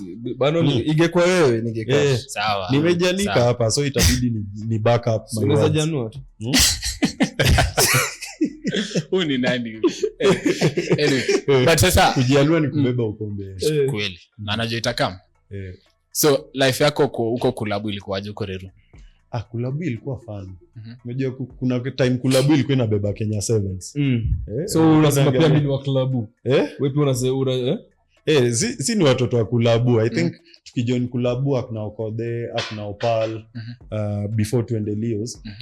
Tulikuwa wote hiyo area. Opal ndiye alikuwa walikuwa alibreak hiyo barrier mapema. Si tukiwa huko development ya shaingi hapo scrum alianza ka scrum lakini ISS ni. Lakini for Opal si alikuwa ameanza kushine all the way from Laser na nindi alikuwa na mcoach Wambua.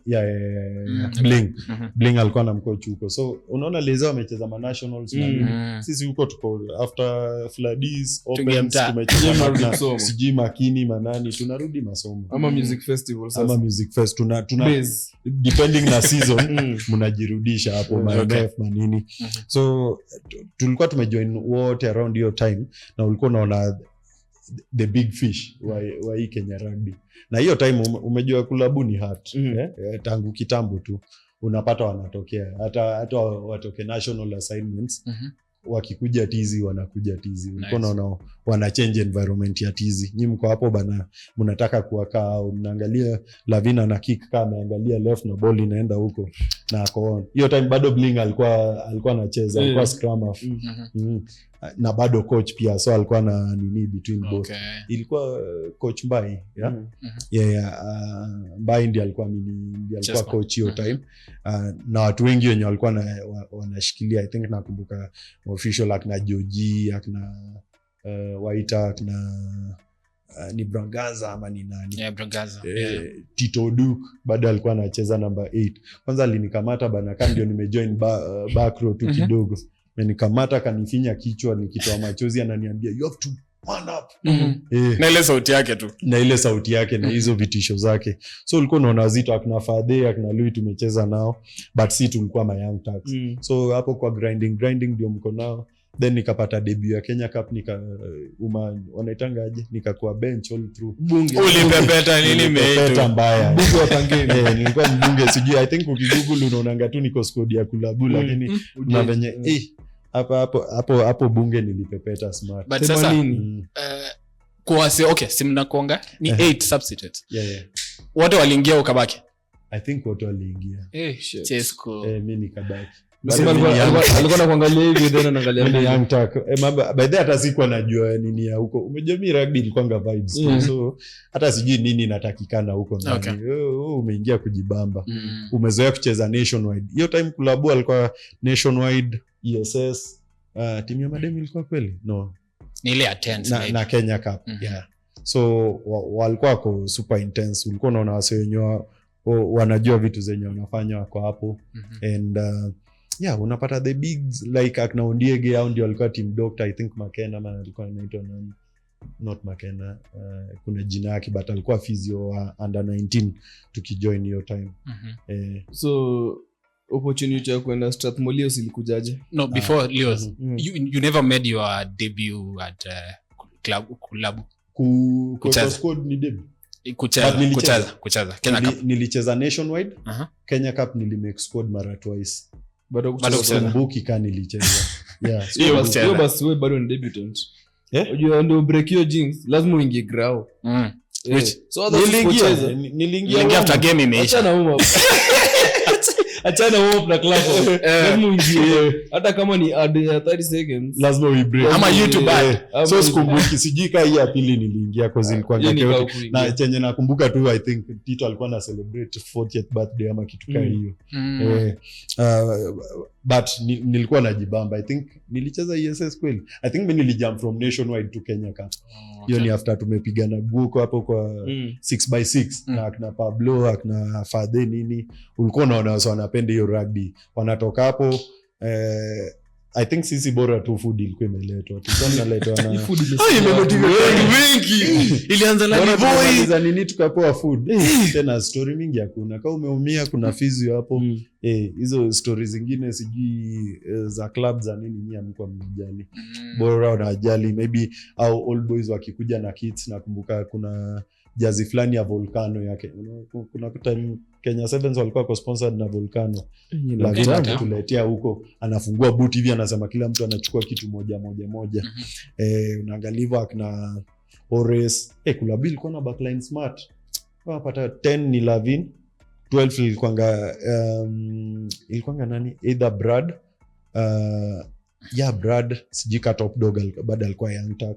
Then unapata Ores ama Umbachi 13 ama wing.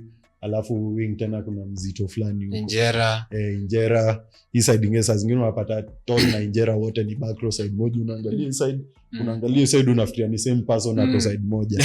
But walikuwa na operate. Walikuwa kujibamba then inafika sevens wana shine. Siku get to fika hiyo time.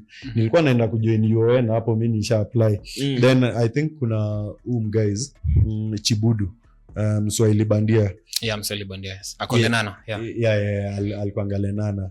I think kuna time alini approach akaniambia, Leos inatafuta sponsors, inatafuta wase kama wanataka scholarship wacheze Leos, but mostly wanatafuta back rows. Okay. Mwambia bana, ni center. But ni sana naweza jaribu hiyo kitu. But nilichorea tu. Then after some time nikasema acha ni switch to back row nione venye inakaa nikiwa kulabu. Hapo ndio Tito akanikamatia, Tito Duke. Then around that time after tumeenda hizi ma competitions za wanaitangaje hizi za community, hizi za kuchase pesa sijui za nini. Miro, unakumbuka Miro? Si ndio tulianzisha na Eliakim hapo akina Shabani. Tumeenda kucheza huko side za Kiambu nikaumia uncle. So train hapa realize hata siingii tizi. Naweza tembea hadi Strathmore hapa juu niende kuona hiyo scholarship yao vipi. Nika walk it nikaenda hapo Strath. Nikaenda nikapata Chesco nikamwambia na day scholar nikafikiria unaendangu nasema hivyo nakupanga. Mmoja akaniambia lazima uingie tizi uone iko aje. Hapo ndio nikapata kumbe akina Opalo walikuwa shaitwa akina Gabi wanashangaa mimi nimekuja late hivi nitapata scholar kweli, na nikamwambia mimi ni backroom. Nikaingia hivyo matizi kadha wakaniambia naweza apply hapo Strath. Tena umejua ushaenda UN wakisha ku accept maza anasema noma vitu kama hizo. Akasema Strathmore anyway, akasema wewe enda tu, akalipa 5,000 ka opening wanaitanga hizo fees zenye wanataka account kwa charge, na hivyo ndio nikajoin Strathmore sasa. So early days zako Strathmore zilikuwa zinakaje? Who are the familiar faces when you say maybe the legends ama retire? I think same with the collab yenye ulikuwa unaona all the Kenya Sevens wa kitambo wote, from Tall to Horace to Mbachi to Lavin, forwards akna Dagin niliona wakicheza and other people. Unakuja Strath unapatana na the captain wa national 15 Simba Nyikuli. Ni mzito hiyo time. Simbas tuko sijui number 28 tunaenda kupanda hadi number 24. Then unapatana na props wazito akina Sioux, alikuwa anaitwa Kwaro. Then unapatana na Ted alikuwa huka Ted mwenye kukabras. Alienda KCB akaacha. Kulikuanga na Ade. Kuna ulipata Wanjala. Elton Wanjala pia walikuwa Hamf alikuwa bado walikuwa Billy alikuwa Wanyama alikuwa nani mwingine. Kulikuwa na wazito wengi wenye walikuwa kwa hapo hivyo. Wacha time bado na show. Doteni ile polisi alikuwa na show. Akina ulipata kichwa pia? Kichwa. Jamandasi. So kuna timu ya Strathmore noma, kuna ya kilabu noma, then kuna kina polisi pia uko home. Sasa imagine 7 circuit ilikuwa. Sasa 7 circuit ilikuwa. Na Wende Impala pia. Wende Impala pia kuna mambo wanasema kulikuwa na wazito tulikuwa tunaona unaweza angalia nini wanaitangaje Kenya Cup ya Strath waki warm up. Wana warm up kwa pitch ya futa, pitch ya rugby. Wanaiacha kwanza isima, wanaenda pitch ya futa huko chini. Alafu hiyo time wako sponsored na Pan Africa. Kwanza kuna nini za warm up ni vest. Ball inaenda, alafu unakumbuka moja una passing, kama uwezi pass tena noma. Ball ina run hivi na Jinton.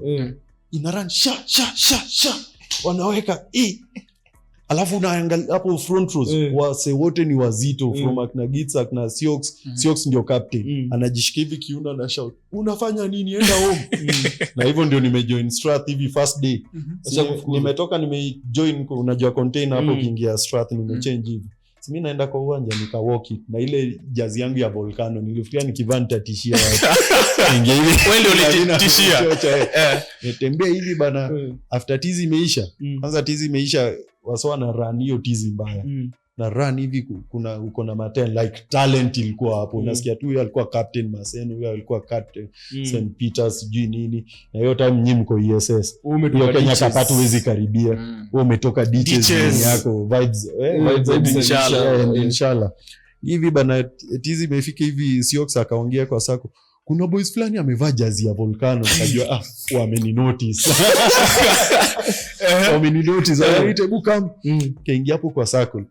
Mimi sijai bana. Sijui ni nani, sijui umetoka wapi, sijui ni ulikuwa captain sijui shule gani. Mimi usijali hiyo. Kwanza tukunid. Unaitwa nani? Toa Bano. Kwanza kanitusi. Bano jina gani hiyo? Sema jina yako yote. Nasema mimi sijali. Bana aliongea akanitishia hapo mbaya. Alafu anamaliza hii tizi yangu ukiingia lazima ukimbie. Kumbe nilitoka huko changing room nika walk badala ya kurun. Tangu hiyo squad saa hii hata nimevaa suti. Nikiingia hivi hapo cage lazima nikimbie. Alinitishia hivi bana. Hakuwa na joke lakini. Na walikuwa na push dimba. I think hiyo alafu unapata atushindi circuit but wako on. Ndio najua competition ilikuwa that strong. Nakumbuka kienda Queens akna sahi coach wa Queens nani anaitwa nani? Patrice na Saimo. Akna Patrice bado alikuwa wako on. Akna Eden ndio walikuwa wako on hiyo time. Unasema Msaba ilikuwa hatari. Na ukitoka nje ya country unaenda huko akna Oscar Uma huko nini. Walikuwa wanahitaji hiyo jina ya Nax. Sugutavale. Kuna wazito. Ukicross huko Kabraso wamebai watu mafijians kawa sita. So rugby ilikuwa mbaya. Unaangalia kama uwezi make Kenya Cup ya Leo stand hapo. ESS ushindwe juu ESS sasa ni moto. ESS hadi sawa napiga Kenya Cup. Juu ni watu wote msee anadai scholar, msee ako on anadai Kenya Cup ako nini. Yeah. Even ndio tulijoin Lios na ulikuwa unaona new faces wase wenye wana push dimba. Okay. So Chinese alikama hiyo time? Yeah. Tulijoin around same time. Mimi, Gabi, Chinese, nani mwingine? I think watu wote tulikuwa tunakaa wote high rise. Kulikuwa na Omasete, kulikuwa na Walter Oteku, kulikuwa na nani mwingine? Cecil, Malemba ni wajuzi. Malemba maliza high school 2019. Malemba unasema mgani? 2016 hiyo time hata maybe alikuwa form 1. Alikuwa form 1 hiyo time. So tulijoin na watu wengi mayanta. Okay. Na Opal. Yeah. Tukaanza kucheza hivi kiasi. I think game yangu ya kwanza nilicheza Mwamba Cup. Yeah, nilicheza against sijika ilikuwa Nakuru ama ilikuwa nini. Uko kwa home. Hapa home. Okay. So under 20 umeingia ukiwa Strathmore. Under 20 nimeingia nikiwa Strathmore. Tumeitwa tu hivi, ilikuwa actually under 19. So tumeitwa mara twice. Yeah, tumeitwa wote huko kwenda trials sijui nini. Alafu your time at least sasa wako na a bit of time ya ku prepare for the Bates Cup. Ni Bates. Frenchman, you tell us. Bates. Okay. Tunaenda na hiyo. For the Bates Cup. Tukaitwa sijui kama ilikuwa inaitwa hivyo though. No. Mlikuwa mnaitwa hivi, unaona the same nini yenye na happen sasa. Sikia kuna tournament next month ama in 2 months or something. Kujeni sasa. Tumeitwa hapo. Hiyo time coach wetu alikuwa Apollo Dera. Na alikuwa anajua coach. I think hata research yake ya masters nimeona huko alikuwa anafanya same research was based on rugby, on scaffolding and walking people through training. Ukiitafuta inasaidia actually. Na ilikuwa nini on applied ethics and philosophy. So ni msem smart alikuwa anaelewa how to walk people through the sports. Nakumbuka kitu train asubuhi mimi nilijoin back row center. Yeah, but I think ilifika time nikaingia back row. Ningebaki hapo center by the way. Because unajua back row nilipigwa shoka na mtu hata yuko. Nakumbuka Mtuku Brothers. Yes. Hapo shoka ilikuwa sharp lakini. So tukaingia hivyo mkapiga tizi shoka ikaland. Hapo under 20. Hiyo time sharp la hadi passport. Passport hiyo time nilikuwa naingia hapo bedeko. I think hiyo ndio na draw parallels between now and before. Pata kitambo ulikuwa unaingia hapo wanaita immigration. Unakaa kwa line unasikia jina lako imeitwa kwa speaker, unaenda una kwa whatever counter wanakupanga siku hizi sijui unaongelesha nani huko nje ndio wakupange. Deterioration of public services. Okay. Yeah, tukajoin under 19 tukapigwa call up hadi ma games za kwanza but siku make it, but mimi nilikuwa vibes and inshallah unajibamba. Okay. You know you are good anyway and you still have room for improvement. Yeah. So after hii imeisha si tunarudi club. Hiyo time tunafanya daro. So ulikuwa from under 19 tumejoin TV nikiwa first year unaenda tizi. Hiyo time tizi yao ilikuwa asubuhi. So unaingia tizi 6 inafaa by 8 ukwe daro za strat. Juu attendance lazima umitukia. Hata attendance tena exams unaweza hata.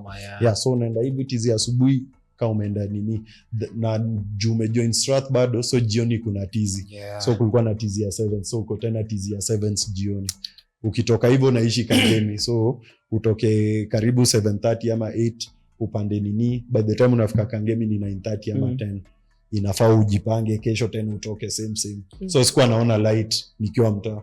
Kazunguka hivyo I think na nilimanage all through and I think kumbuka practice ya ditches ya kujisukuma tu hakuna nini mse because kuna wase wengine wakishaanza hivi shule then rugby ingilie kati shule takakando kiasi. So tulikuwa tunaenda na Opal Baku Anya alitujoin later. Baku alikuja baadaye bado si tulijoin mapema. Okay. In short ni ya mikaka. Ni mikaka. Au watu wa juzi. Yeah. Nakumbuka Anya akiitwa kutoka high school cause Elvin Okothe Okotha alikuwa ameumia magoti. So ikabidi watafute msea. Hiyo ndio time nilijua Anya. Nakumbuka tukitrain nao huko changes. So tulikuwa tunajisukuma hivyo. Unaenda hivi tizi unakuja there's not much. There was food though. I think kulikuwa na fair hiyo time pia. Walikuwa najua to get because umejua unaweza mkaiba asubuhi hatujakula. And I think that's why most rugby food, especially for the young tucks, is very important. You're still in your growth period. So kaa kuna food then nini unafanya. So unaingia after tizi kuna food, kuna fair, unaenda chuo jioni hivyo unaingia tizi. Ilikuwa pale RFA. Ilikuwa RFA. Okay. Maybe ikichange kama RFA iko occupied ama sijui siasa nyingine unapelekwa changes ni Lenana huko.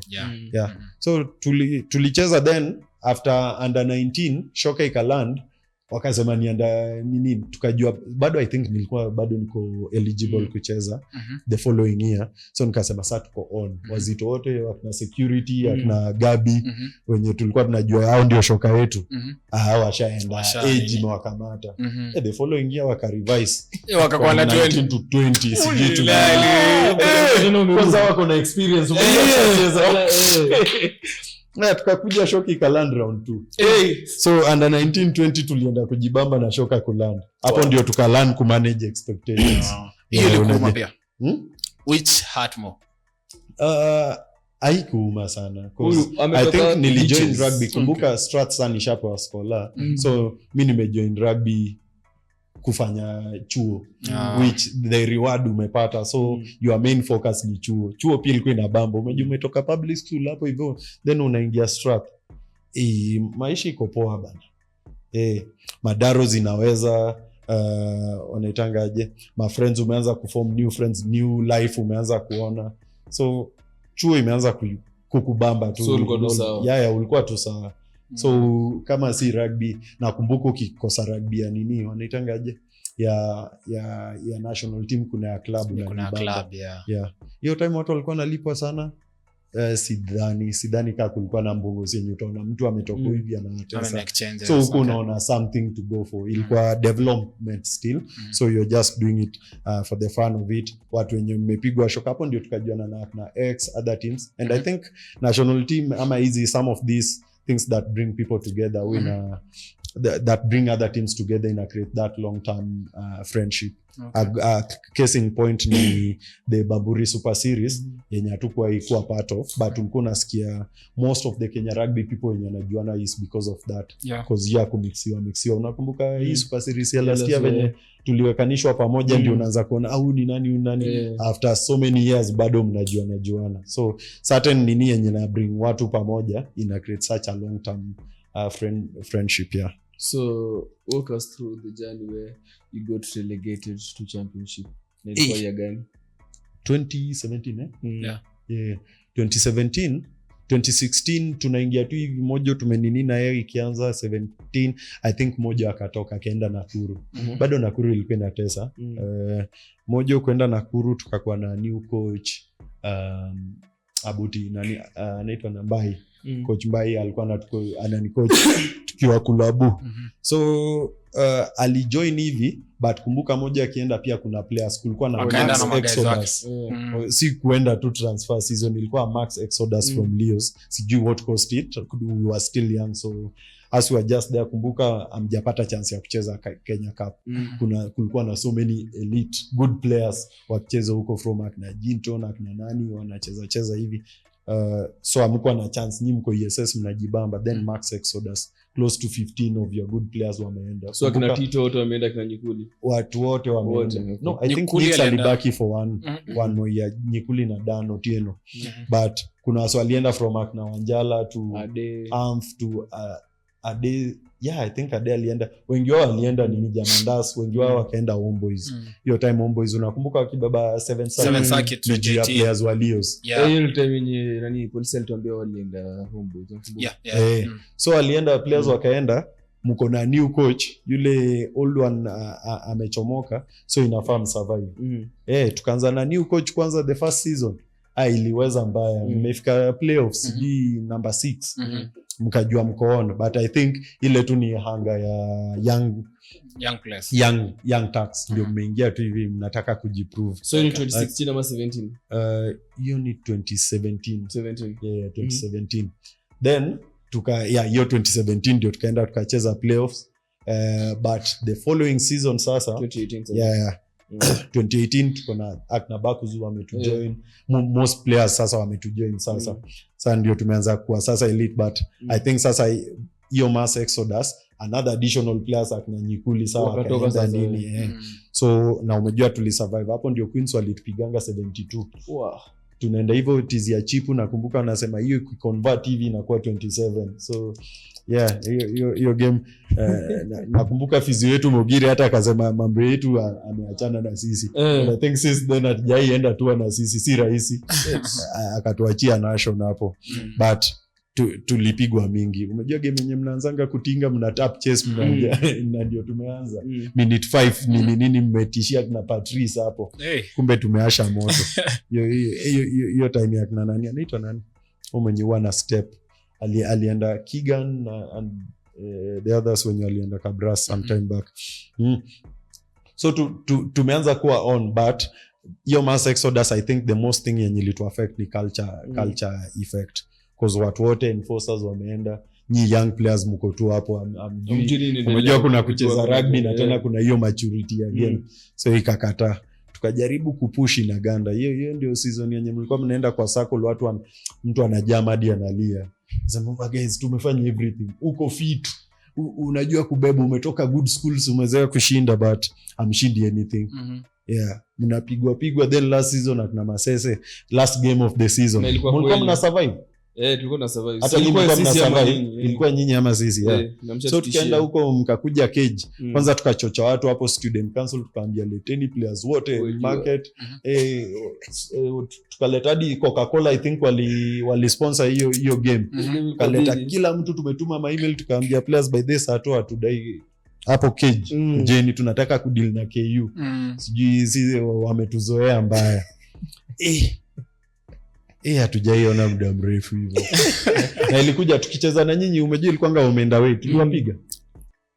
I think sijika tuliwapiga, but I think KU amekuanga tu a chaotic side wakipatana na sisi. Nakumbuka tukicheza huko Bano, unapiga mse hivi, unampiga uchungu, but anasema mimi unipige tu lakini game amshindi. Osi mse amekubreak spirit. Tulipanga rivalry ingine mbaya. Tulicheza kukuja sasa cage, I think hiyo I think hata body yangu iko imeget the magnitude of the game, but tulijua ni a big moment yenye lazima tujipush hapo. Tukaingia game bana, hii maturity ya game kwanza, hiyo kupanic vitu zikiharibika, hapo ndio tulilearn the hard way. KU amekuja na heart, sijui alikuwa amepewa nini ama wameambiwa nini, wanakuja game wana tap chase, sisi tuko hapo, lakini hata sisi tulikuwa on, but walikuwa na Acadius akiwa fit. Achana na Said Reddy zinamvuta nyuma, ni mzito, ni mzito sana. Acadius alikuwa na nini hivi, kuna run nyingine anapiga hivi na nini hivi kama change direction ameenda, ni ready tu, unaona zimebaki huku zikinini. Hapo ndio Acadius akatupeleka relegation na KU, and I think hapo ndio rivalry hatujai hurumiana, tukipatana kama tunawakamata na tuwatusi. Kama mnatukamata mtukamate na mtutusi tuende. Walitupiga, I think kwa uchungu. Hiyo ndio season unasikia Lios ijaienda relegation, nyinyi ndio mnapeleka, wewe ndio face of Lios. At the same time maybe you are still young, but you have to grow. Alikuwa Danotian alikuwa anasema you have to grow the fuck up. Ama inaitwa ngaje? Niyo inafaa tukasi. Wewe kasi tu. Kata hiyo ushafanya hivyo. So alikuwa ametuambia hiyo, alikuwa last captain before Ep achomoke. So wewe umebaki hapa mzai sasa. Zizi. Kulikuwa na wazito, akna Looms, akna Papuzel. Nani mwingine? Chilo alikuwa ameenda. I think Chilo alikuwa ameenda. More bado alikuwa ESS. More amecheza both Kenya Cup na ESS. Tumefika na yeye nini? Semis kwa anacheza Kenya Cup. But yeye jibamba. Hata uende umweke development ajibambe. Anaenda ajiche na akuje na mastori zake mingi akwambie venye alikamata mtu huko. So alikuwa amejibamba. Huyo ni legend tu kivi yake. Hivyo ndo rivalry ya Black Blood na Strathmore. Time yetu sijika kuna nyingine ilikuwa before, but hapo mlitupeleka chini uchungu. Alafu umejui reality hiyo time bench warmers pia ilikuwa imeshika. Ilikuwa on. unaamka tu hivi unaona wametuma kitu na ndio umejoin Twitter sasa ndio umefollow the who's and who's unajua sasa unaamka tu hivi unasikia wamesema huku hivi watu wamelia give up alafu mkoskola huwezi yepa relegation mnaenda nao so mcheze tu hapo then reality umejina check in the following season. Menda season imeisha baada ya ngoja before endelea kwenda sijui na hizi teams zinaitwa majina za ma insect. So ambia Mwamba watajipata hivyo next season. Yes. Mwamba watajipata hivyo next season. Reality win. Mwamba itawahit mngine kucheza na Sigalagala itakuwa mbaya. But at least wanaweza shinda. Sigalagala kwa nini? No, I'm just saying. So ni uchungu. What was it like playing championship and going unbeaten? What changed? I think the one good thing championship tulikuwa same players. Kumbuka same age. After hiyo mass exodus watu wameenda nyima young tracks. Most of you amuendi because bado mko chuo. So amkuwa na option but to just Malik SNC wetu a very good man alisema once you hit the rock bottom the only way to go is up. You can't go down. So after hapo akatubamba akatuambia itabidi tujipush because hiyo season pia sevens tulikuwa the Olang akiwa Olang Chinese anasumbua Baku bado ni Mianga anacheza sevens anaweza move hata sisi tuna push tulikuwa hadi na Anya tulikuwa na nani Gabi bado anacheza sevens tulikuwa tuko on but bado sevens tulikuwa tuna struggle kiasi kuna hadi time tumeenda relegation kadhaa hiyo season time ya sevens mnaenda kucheza huku inaganda mnaenda kunini hivi relegation next inabidi mpigwe invite tena nini then ya mwisho hapo I think Dallas Sevens tumecheza Div 2 hiyo Dallas Sevens tumejita hadi Opala alikuwa amepigwa suspension ikabidi akuja save ship Div 2 hapo mnapigana unajua Div 2 tena iko world yake huko uweze unatinga try unabaki contact chest 2 seconds later mtu anapiga tackle ref nilikuwa nishatinga ref anasema play unapata mtu amenock na kaokota nyinyi mmesimama mkifikiria kila mtu ameona ref anafanya zile mkono hivi anaenda aje wait Opala alikuwa amepigwa suspension ya kama kadi ama nini ya team tu tulikuwa umejua team 10 ilikuwa tulikuwa tuna inaitwa metamorphosis ya team but alikuwa amecheza for yeye alikuwa consistent kwanza tukiingia Strath mimi na Opal and boys bad beaches I think Teddy si na Domi si ndio tulikuwa nini marookies tukija kwanza sevens Chesco alikuwa nakata squad to 21 hakuna ati wewe unataka kujaribu nini yako unakuja hivi una make hivi pasa na kuambia masese enda gym unafikiri hiyo gym umeenda kujenga utajenga guns hadi season for 15 unakam hivi sijui umefanya nini unasikia Bano utaenda gym hiyo ni shock ina land so ilikuwa mimi na Opal na Domi ndio tumekuwa kwa hapo kwanza mnaenda all season ya sevens mnateseka na hatuna nini mnapo I think debut yangu ya sevens nilicheza Christie's so Opal tumetoka naye mbali hiyo time then alikuwa consistent to some time Chesco anaona game iko so serious lakini Opal anajibamba akamwambia enda achukue break aende afikirie life yake kumbe hatuna time ikabidi amuite tena hapo nini Dallas Sevens kama save ship Dallas Sevens tulijiinua bana Chinese akatubebadi finals hiyo time Chinese akiwa Chinese mnampea bola alafu mnamwambia wewe fanya tu kichoka utupe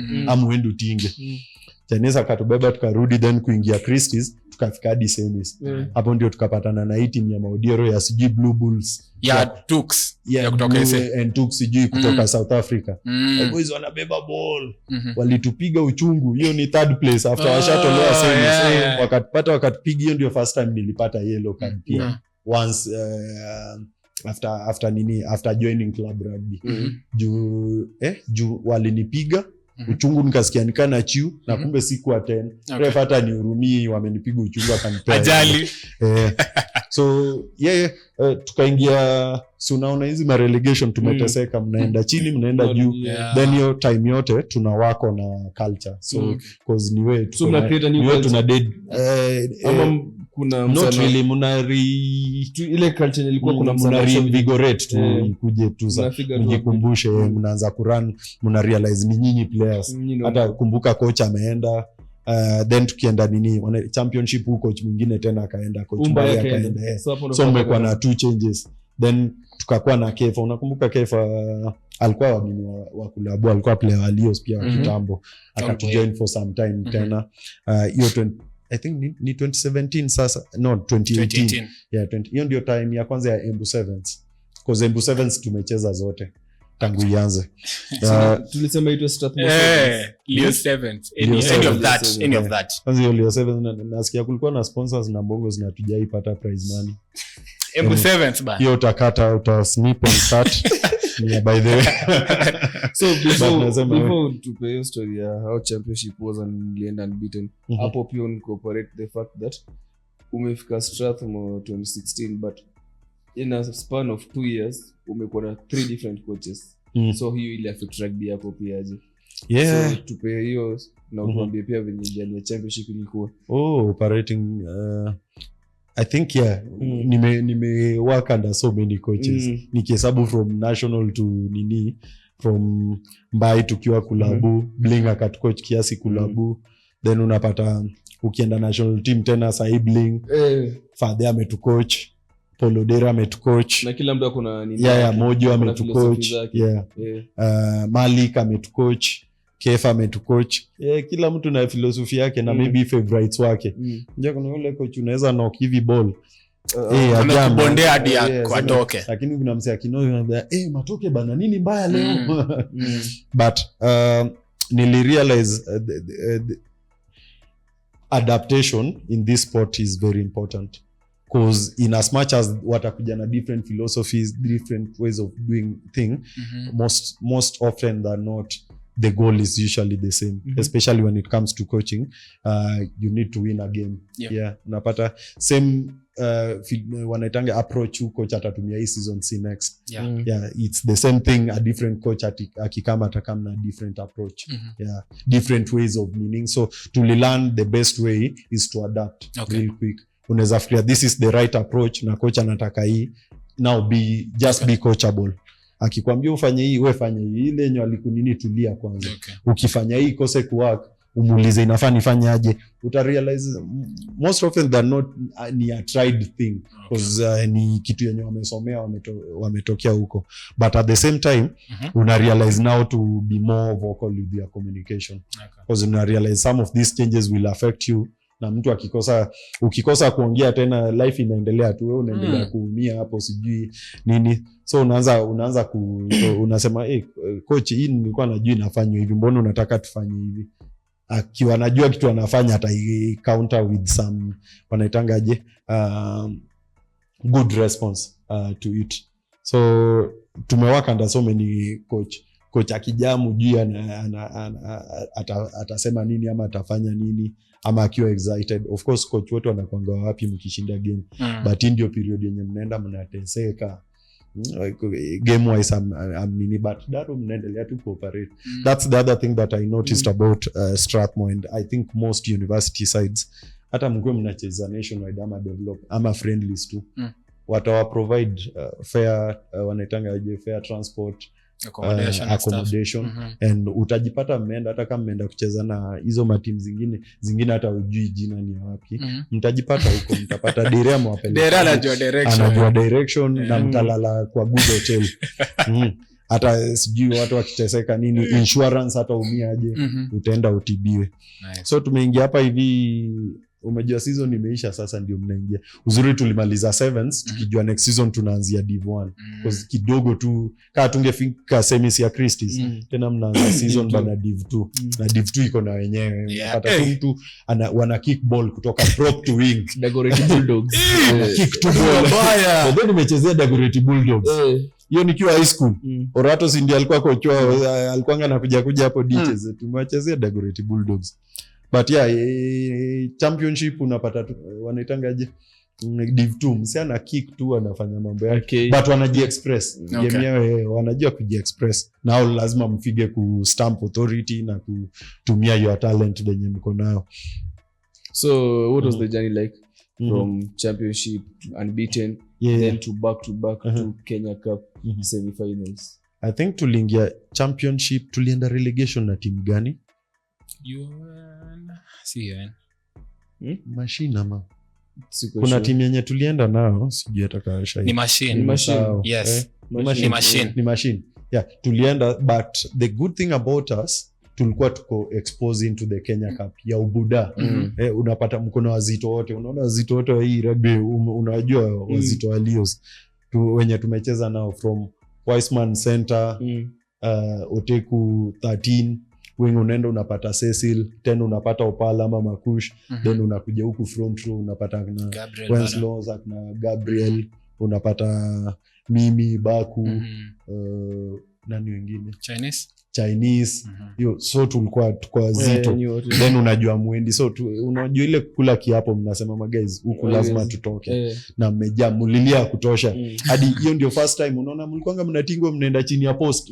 Mnajiita ka meeting. Hata unapata sasa hata maybe endi ali stako Luka anaita kwa sababu guys haiwezi. Lakini hiyo time anakupasha Bano nini, lakini unakumbuka kuna yenye aliachilia huko mwambie hata mentally unasema huyu msi anatupima. So tulikula kiapo hiyo story ya chini ya post, meeting ya chini ya post. Sasa imagine unacheza na Kabras mwapiga 70, unafika hiyo meeting mara ngapi? Sasa sema guys, sasa hii hakuna story ya meeting, hakuna kuongea, tuliongea ya kutosha last season. This time sasa ni kucheza tu. Hiyo story ati mnaleta story unaambia hey guys tulieni, twende tucheze game. Najuana tukaanza kuzunguka hii Kenya. Kuna place fulani huko sijui ni UOE ama ni Egerton tulienda kucheza. Mnapata ref ako kwa shamba sijui ameenda kufanya nini. Yeye ni mkulima. Na mnamngoja time ya game. Nakumbuka tukicheza, I think niko na hizo videos tukicheza Bano na nini. Na wanatanga aje na hizi unajua hizo mavitu hizo matuseeds za Bano za kucheza nao. Yeah. Tunacheza nazo Bano tukingoja refa kuje. Jua kuna mtu ulikuwa unajicheza. Tulia. Ilifika kuna uwanja mwingine unacheza, unaona poli ya stima iko huko. Then kumbe hapo ni watu wa poli ya stima kwa barabara. Poli ya stima iko kwa barabara, but hiyo kiwaya yenye na support ni imeletwa kwa uwanja. Na wadai kuitoa. So hiyo pole unacheza hiyo unapata wamefunga mattress kwa hiyo pole.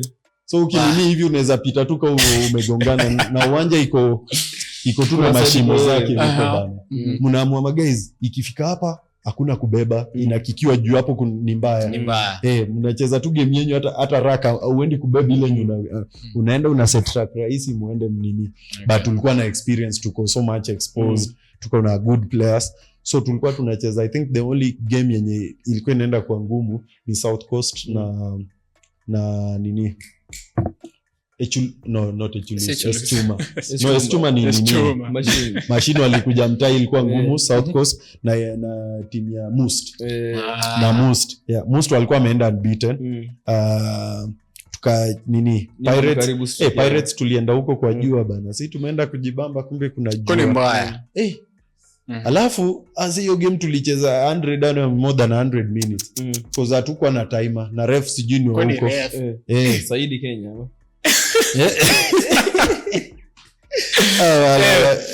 Tulicheza alafu hii game haiishi. Mnacheza tu na wanaanza kupandisha time yenye mnafikiria game iishi. But tuliwapiga anyway. Nice. Tukaenda South Coast tukawapiga. Tukakuja Estuma wakakuja huku nini Cage. Mjua sasa ndio the only university sasa wana nini, tukawapiga. Since then hawajai tupiga by the. That's why hata rivalry yetu ni yenyu na sisi tu. But sevens hamtuwezi. Sungoje season. Ni sawa. Tuendelea story yako. Tukaamua tunaenda Musa. Hiyo time yote tulikuwa na Malik, sasa yendi alikuwa SNC. Alikuwa na tutrain hapo akitu nini. Sasa umejua mnapiga timu zote, sasa hata tizi si ngumu, mnatumia bands. Unaweza tumia kits bana uchafuki, unasema sasa tunacheza ki superstar, ki championi. Nacheza. Tukienda Must ndio Fade sasa ametujoin. Ndio sasa amekuwa new coach. Na hiyo ndio game ya mwisho before sasa playoffs ifike. Tulienda hiyo Must bana. Must wako na uwanja fulani gradient yake niende. Alafu echi nafika hapa. Alafu echi nafika pali hapa. Alafu kumenyesha. Unaona tu by the gradient maji inaenda tu hivi. Then mkianza first half au anapandisha. Second half kunanyesha wanateremsha. mnaingia hivi kwa scrum, but tulikuwa na mabuda unapata. Alafu wazito wetu wamechelewa, Wiseman na hiyo time akina Masi walikuwa wazito nini. Wiseman amechelewa, nani atatushikilia hapo backline?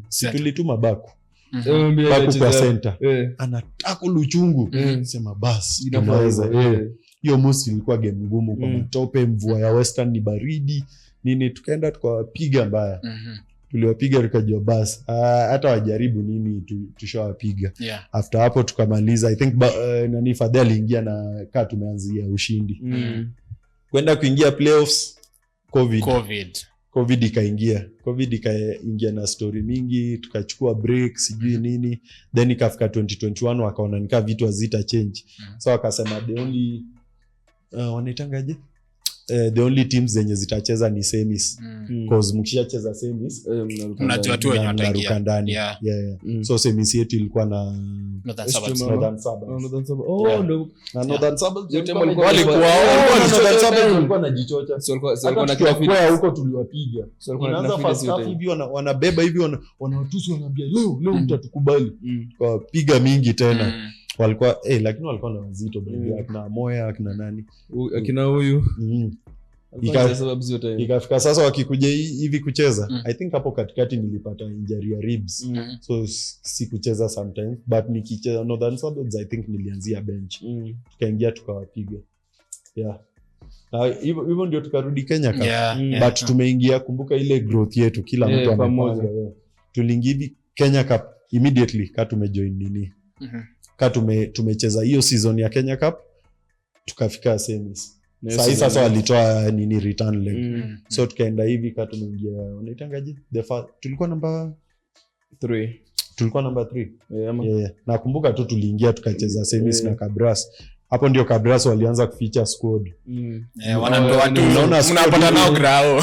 Mnaona hivi squad, mnaona sema unasikia kuna Shkoli, umejua na Japs ndio wamejiona, wanasema hao ni wazito wetu, tunataka kudeal na wao. Kumbe unaangalia squad, si unaona watu wanatoka huko kwa Forest na different. Watu washa crack before game ianze, wakatuunda. But si tulikuwa tumefika, I think hizi semis zote tumefika, mostly hiyo ndio the best yenye tungefika. So zinafikanga certain point yenye sasa hiyo the only one yenye tungefika smart ni ile tulicheza Nandi Hills. Nandi Bears. Hiyo ndio tuliambia wasee, hii tukimaliza magays, kama unataka kutoka Lios unaweza toka. And after hapo ndio watu wakaanza kutoka, tumewa release, tumesema noma. Na hiyo tuliletea Kabras, hata wanajua tulikuwa tunaleta, tulikuwa on. Actually ilikuwa tight hiyo game, ilisha siwezi kumbuka, but ilikuwa tight. But kubwa alituua. Kubwa alicheza game ya kukick bana.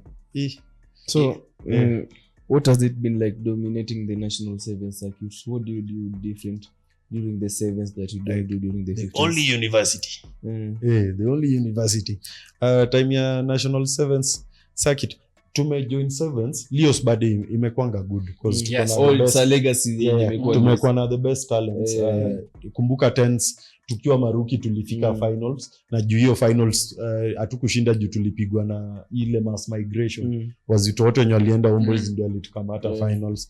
The year before tulishinda na sevens unbeaten, with I think one try conceded.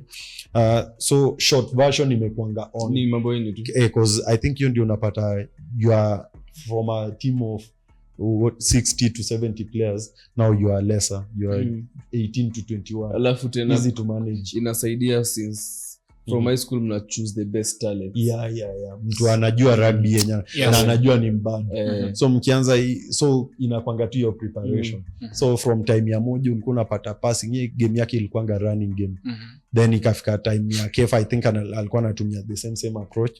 Then sasa unaona tuna grow, I think by the time inafika 2018 19 huko tukipanda panda ushaanza kuabuda then 2020 nimegraduate. 2022 COVID ili disrupt, hapo 2022 ndio tumeanza na fadhe. But hiyo domination yenye tumekuwa nao of late, I don't know if it's domination but as the only as a university side tumekuwa such a formidable side. Ilikuwa more of hard work. Nakumbuka hiyo time ndio nilikuwa nimeanza masters yangu 21 no 2022 no nilianza 2023 but ndio nilikuwa nimeanza kuwa hapo hivyo. Okay. But the likes of akina Japolo ndio wametujoin. Madigu ndio amekuja. Then niko hapo, nani alikuwa Chinese hako. Nani mwingine alikuwa Shiasi ndio amejoin. Alikuja ameenda relegation, Fadea akamwambia kuja hapo Leos nini.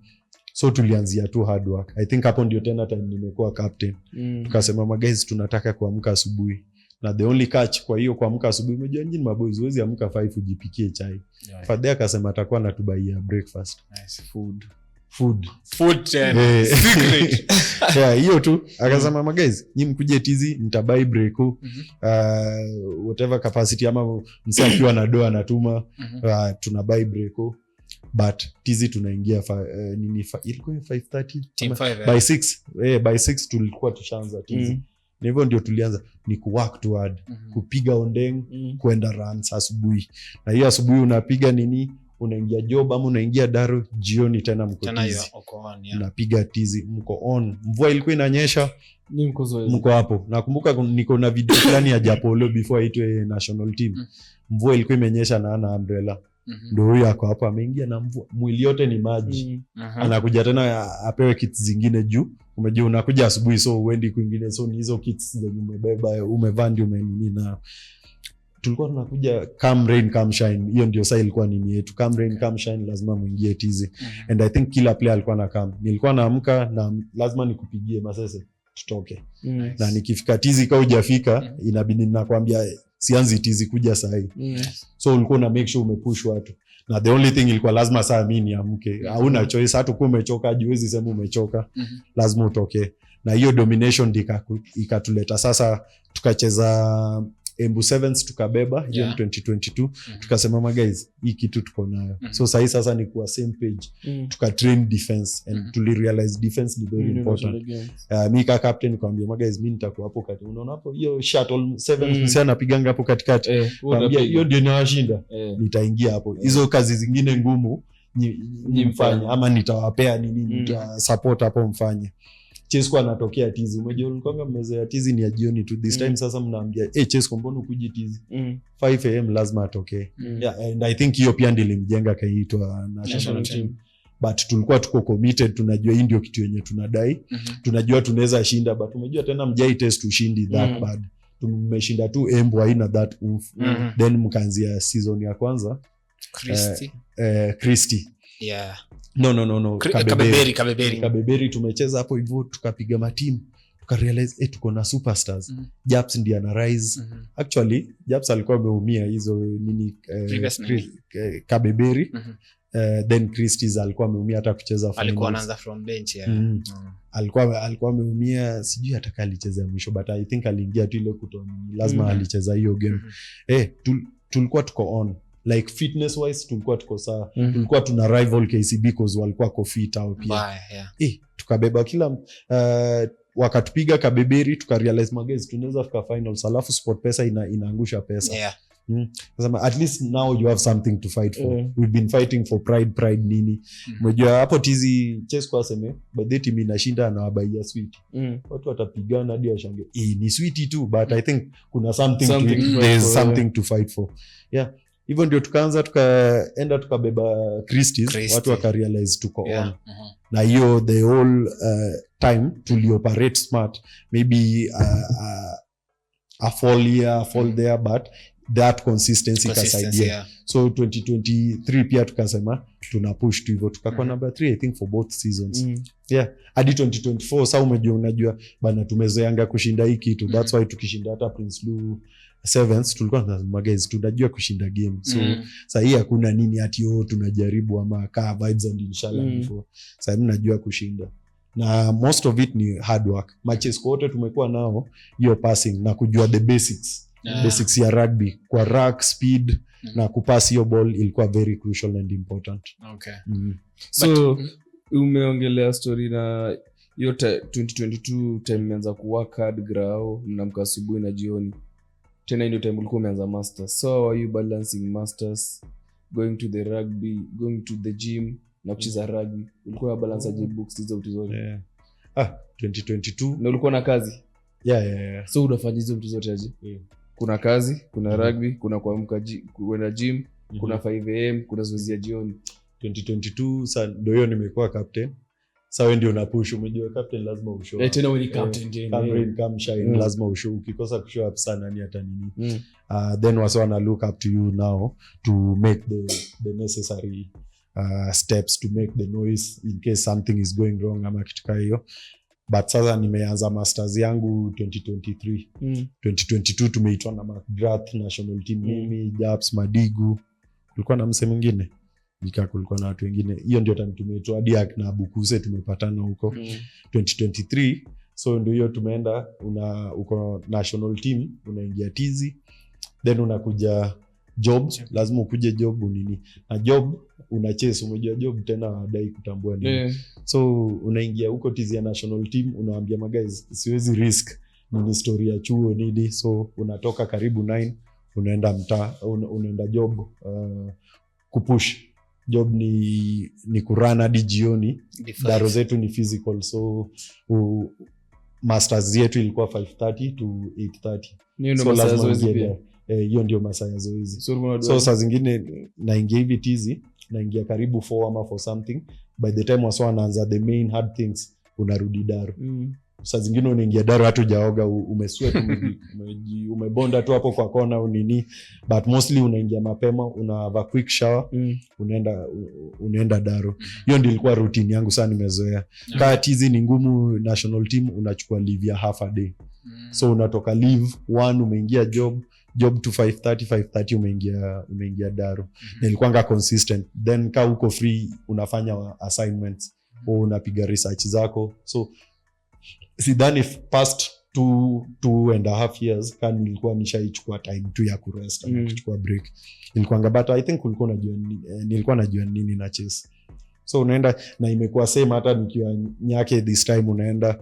Hiyo ndio ilikuwa the normal marathon. Either uchukue leave uende tizi ama uende mapema kama umekuja.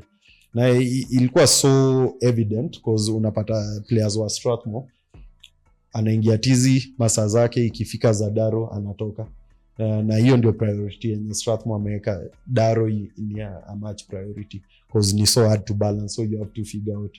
And sometimes if you find good officials like now national team, watakunini, that is kama umejenga jina yako, unajua watakunid. For example, nikiwa national team training in 2023 most of it nilikuwa naingia tizi 5 nishaingia Ondeng, nimepiga, ndio by the time inafika 8 ama 9 hapo ushamaliza tizi yako, una wasio akiendelea na wewe una excuse unaenda. Na nilikuwa naingia hadi na Yoko amemaliza degree yake engineering, sio? Tulikuwa tunaingia naye hapo, mnapiga yake and attachment ama stories za Daro, wewe pia unaenda zako hapo hivyo. So ilikuanga a consistent push, consistent struggle actually, because ilikuwa struggle.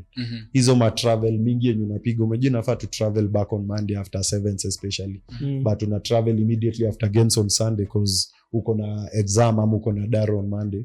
Na hiyo umechoka because recovery uko kwa mat fulani, hata ujui kama inakuanga ya Nairobi ama wameconvert tu hiyo jioni mwende Nairobi. So mostly ilikuwa hiyo commitment. Ilikuwa hard, but the fact that ulikuwa na make strides every day, una realize it's possible. And I think most people now know that it's possible.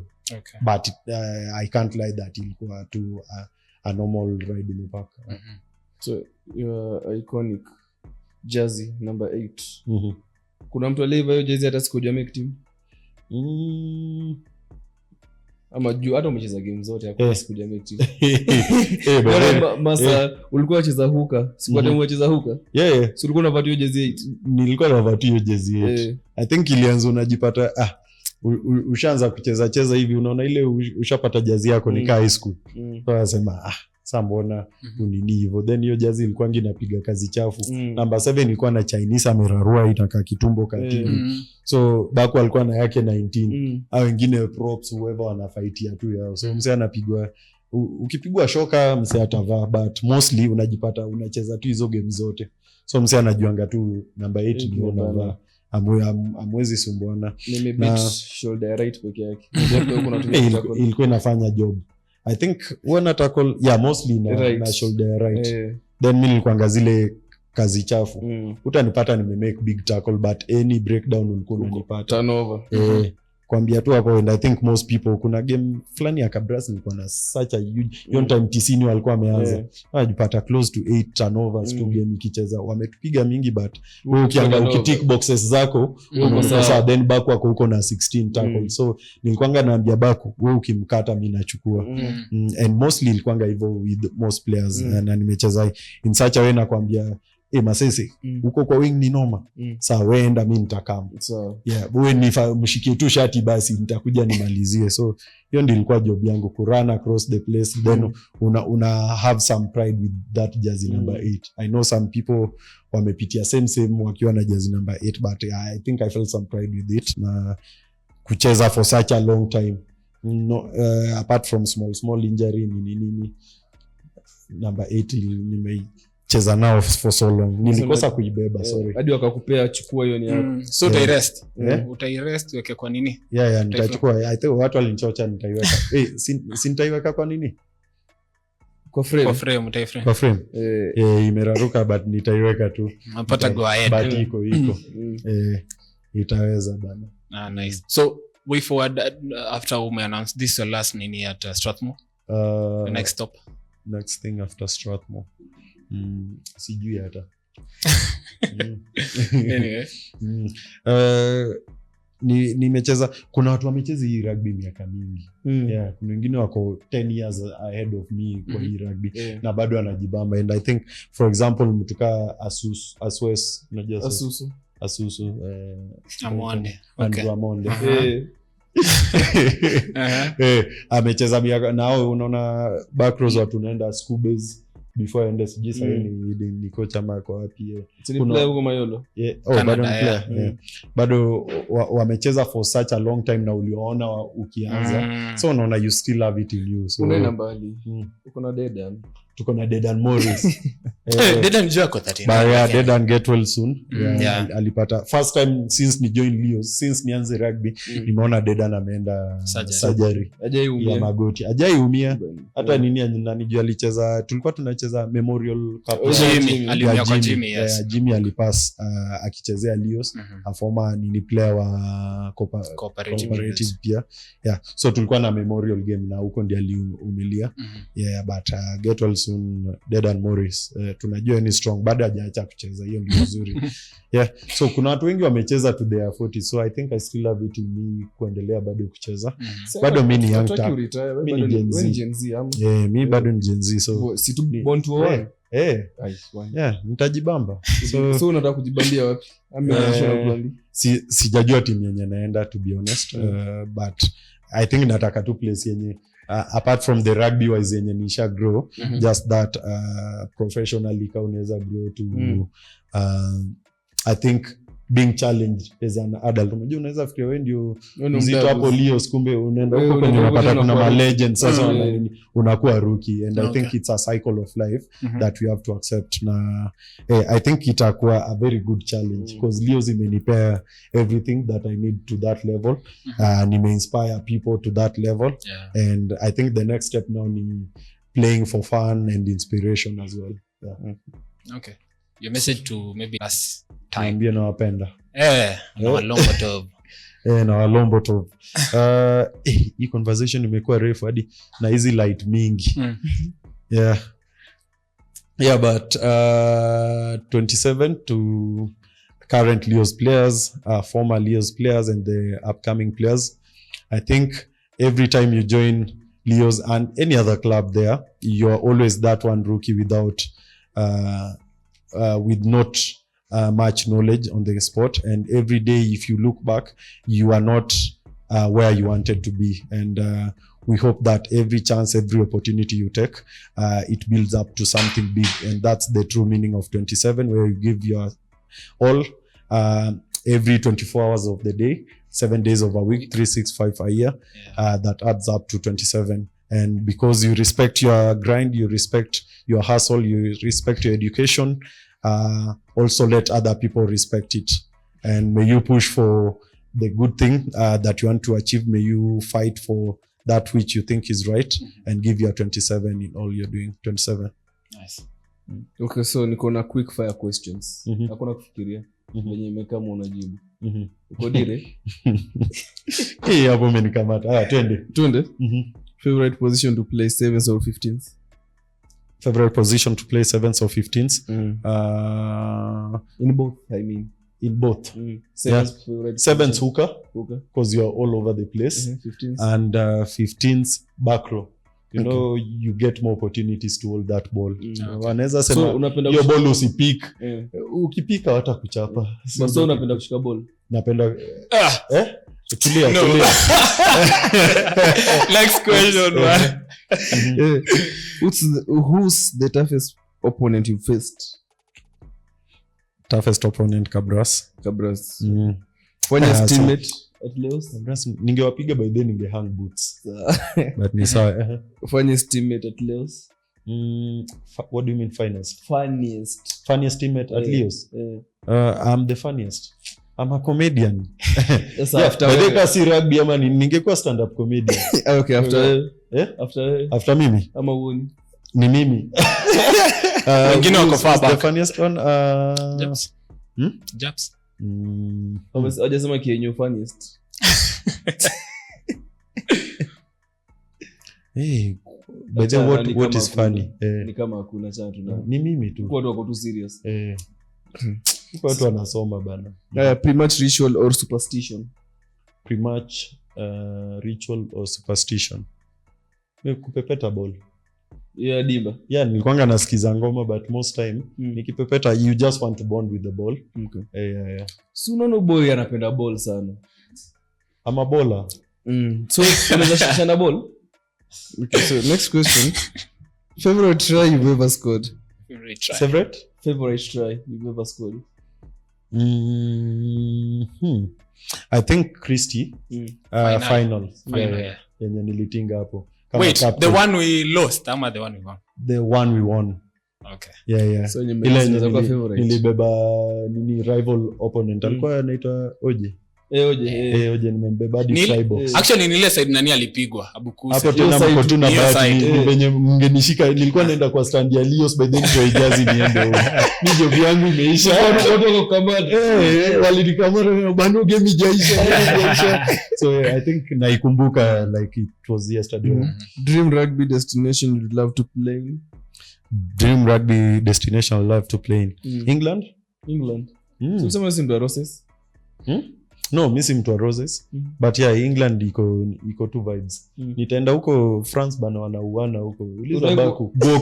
Goko ya huko ni real. Unayo Goko. Yeah. Okay. But I think playing for an England side you'll find not really but as the country. Yeah. Go to music before a big match. Go to music before a big match. Ngoma soft. Kagani. Si nini wanaitangaje? Utanipata nasikiza hata ngoma za wanaitangaje? Christina Shusha. No, yeah, actually, hata hizo anything soft that does not have an unanipata nimebonda kumbe huko kwenye nasikia. Running to you. I'll be running to you. Okay. Most memorable moment in a Leos jersey? Memorable moment in a Leos jersey. I think kushinda championship unbeaten. But the interesting bit is mkicheza sevens unafeel mko on, yeah? Mko on na mnajua and in a build up to 15s. But going to wanaitanga Kenya Cup semis back to back as a hooker. Nimecheza hadi hooker, hatukuwa na hooker wetu wameumia wote. So mimi ndio niko hapo narusha line out, unakunjwa unatoka macho ikiwa side moja inatoka machozi. Mtu anakuuliza Bano nini mbaya? Unajui Bano unacheza scrum. Yeah. Also one coach should love to be coached by locally, okay. Or internationally. Okay. Locally or internationally. Nimepitia makoch wengi. But I think for foundation moja alitujenga hapo kwa foundation ya rugby. Ukiangalia Polodera, because I also think hata kama I'll make Scodium say the process they use to make you understand the game and the patience they have with you is very important. Okay. Yeah. Na internationally coach mgani ungependa kucoach? Internationally kuna si tunaweza teremka tu huko turudi kwa nini kwa jazi hapa. Nimeona Chasing the Sun 1, Chasing the Sun 2. Yeah, but I think based on the mind shift he had time South Africa ilishinda World Cup 2019 tuliona, and the politics he had to undergo, which I think is crucial, and what he's been doing to date from the sport. Unaangalia siku hizi games zao uwanja zimejaa bana. So because I think internationally Rasi amekuwa poa. Maybe one day tutapatana na Mike Friday hapo Sevens, but the current ones wanafanya a good job. Yeah. If not rugby or acting, what career path would you have taken? Rugby or acting? Si amesema stand up comedy. I think acting wasn't even an idea because hizi mambo za side. Yeah, but the career path yenye ningechukua ni kuwa diplomat, which I've taken. Okay. Yeah. I think I'm living in my dream one day at a time. Okay. One food you can't live without? Usimwangalie. Chakula ya tumbo bana. Ugali. Yeah. Okay. If you could play for any rugby club in the world, which one? Any rugby club in the world? Okay, nitaenda back to Ireland. Yeah. Leinster. Ama mnaangalia national team? Oh, club. Oh, club.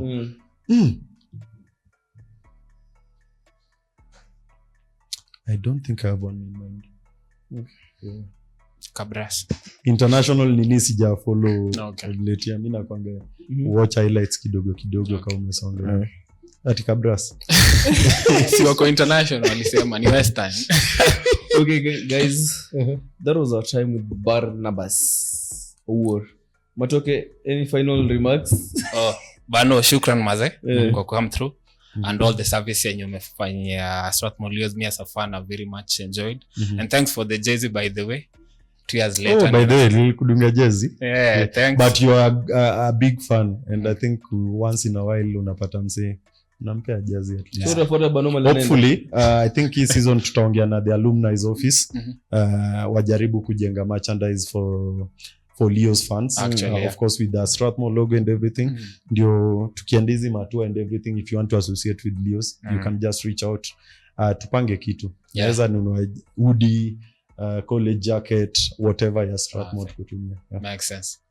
And I wish you well going forward. Boris Yende Mwamba, I won't hate you. Yeah, but I wish you all the best going forward in your career and as a rugby player.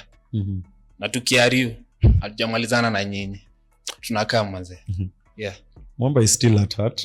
Yeah, so still how ndio alitunini. I think your fond memories of Kulabu and everything. Yeah. Uhuru alituharibia. Unaona hiyo bus terminus haifanyi and that's when you talk about policy affecting you even when you are not the decision maker. So hopefully things go back well at Gone Institute. Yeah. And I'm glad you brought me here. And I'll still encourage you to keep the conversation going because I think countries, institutions, people are built by conversation. And if you don't talk, the next thing you'll be fighting. I think people say that.